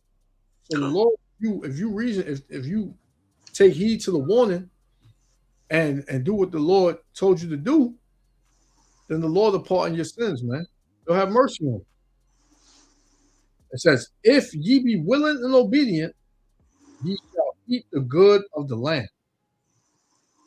But if you refuse and rebel, which 2/3 of our people are going to do that, ye shall be devoured with the sword, for the mouth of the Lord hath spoken it. So, hey, you know, Jake always say, I got a choice. Well, your choice is life and death. That's only, ain't nothing in between. Right? And you can't do it your way. It has to be the way the Lord set up for you to do it, man. To get there, to life. If you don't go his way, if you climb up some other way, man, you're a thief and a robber. The Lord ain't gonna regard you. So, yeah. Okay. So I'm gonna say, we want to say something, Arlo? No, you got it. You got something. Let's say, thanks for sharing, coming to class, brothers and sisters, and continue studying, man. Very important to study. Very, very important. Don't make nobody push no doctrines on you and so forth. Because the most I tell you, I just want to get this one last one out. All right. You know, the one in Ecclesiastes. Yep. Further be by my son. My son. You know what I'm talking about.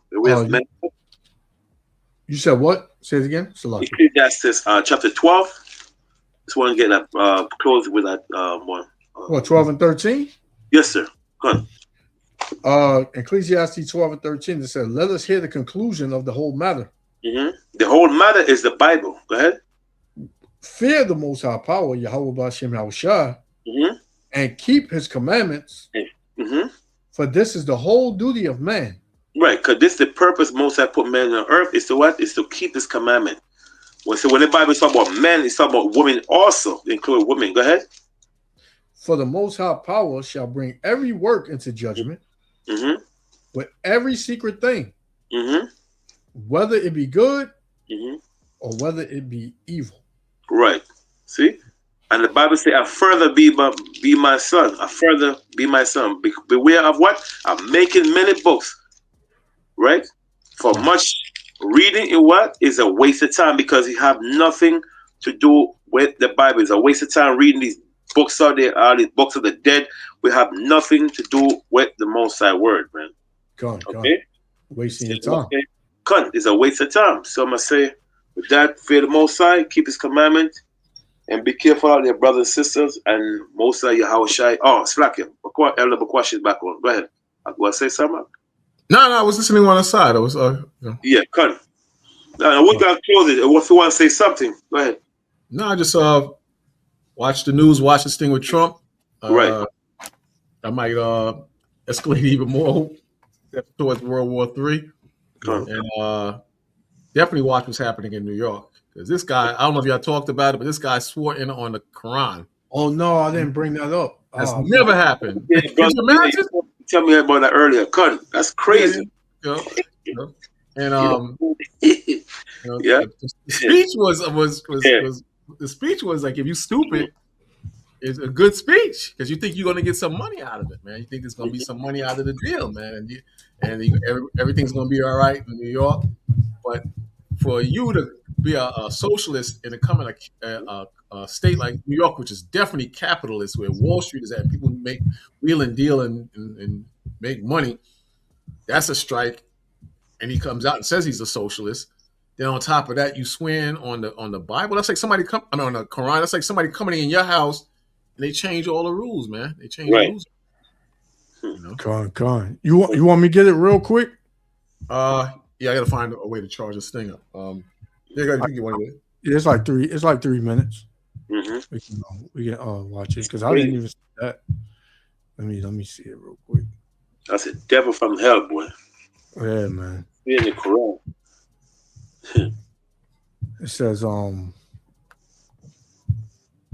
says historic Holy Quran steals the spotlight as Zoran Mandani swears in as New York City's first Muslim. That's crazy, man. A lot of much is mad with that. I, Zoran Kwame Mandani, Zohran Kwame Mamdani,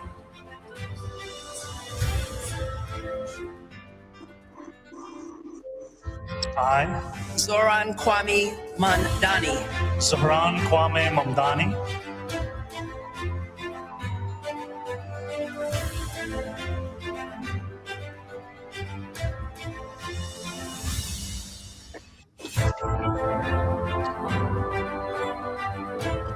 Thought they was gonna be talking. I wanted to get the one when he was talking. I think that's the one you want. Yeah, let me see this one. The reason we exist is because you cannot stay ahead of all threats. So what we do is we block by. And so with that, let us begin. Please repeat after me. Raise your right hand. I, Zoran Kwame Mandani, Zohran Kwame Mamdani, do solemnly swear that I will support the Constitution of the United States, that I will support the Constitution of the United States, the Constitution of the State of New York, the Constitution of the State of New York, and the Charter of the City of New York, and the Charter of the City of New York, and that I will faithfully discharge the duties of the office of the Mayor of the City of New York, according to the best of my ability. So help me God. Congratulations, Mr. Mayor.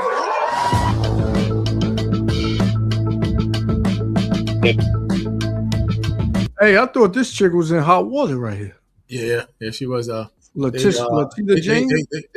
They dismissed the case because the prosecutor, he was supposed, I think it was a she. She was supposed to set herself back up again after a certain amount of time. It expires. You can't prosecute. So they're gonna probably try to circle around and go back after them again. But let them devils fight with each other, man. This is gonna be I think this is gonna be a hell of a year. 2026. It's gonna be a hell of a year. So get ready for it. You know, that's all I can say. They always did this. They always did this in City Hall like this. Yeah. But the one I saw one with Bernie Sanders swearing him in. I saw one with that. So I think they did it twice here and then somewhere else. I think it's two places because she was in the background when Bernie Sanders was swearing him in. Yeah, I was looking for the one where he actually did a little speech. Yeah. That one. And if you crazy, you'll fall for. Yeah, I don't. Man, That's crazy. okay, That's really this one. oh, shit. A lot of people. Man. Yeah. Raise your right. You trusting in this dude, man? You's a fool. But they're gonna use him for something. I don't know what, but they definitely gonna use him for something. Let me see. Let me see real quick. This one. York. And the Charter of the City of New York. And that I will faithfully discharge And that I will faithfully discharge the duties of the office of the Mayor of the City of New York the Mayor of the City of New York according to the best of my ability. according to the best of my ability. So help me God. So help me God. Congratulations, Mr. Mayor.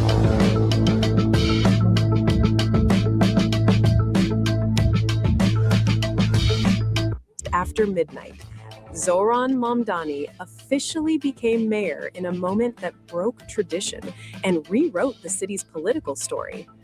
The oath of office was taken not at City Hall, but deep underground. Yeah, that's what I'm saying. Inside Like, a decommissioned subway station in Manhattan. that's what I'm saying. I never seen it happen in the subway station.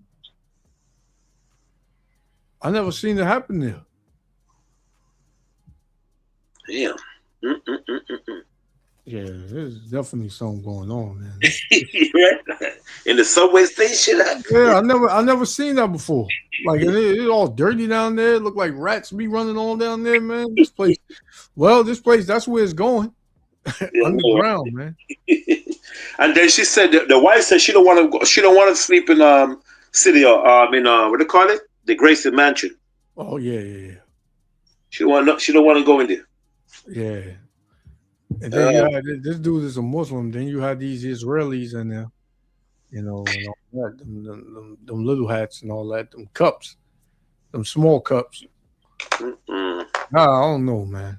But let's see what's gonna happen. Yeah, like the elder said, man, just watch Trump, watch what's going on with this situation, watch what's going on with over there in Venezuela, and definitely watch Iran. But this whole Israel, EU, and American full-blown war, man. Yeah. There's gonna be more though. Good. Well, I want to give all praises, honor, and glory to Yahweh, Hashem Yahushua, for blessing us to bring it out another day. Hopefully, our brothers and sisters on this was edified. We'll see y'all next time. And shalom. Shalom. Shalom. Shalom.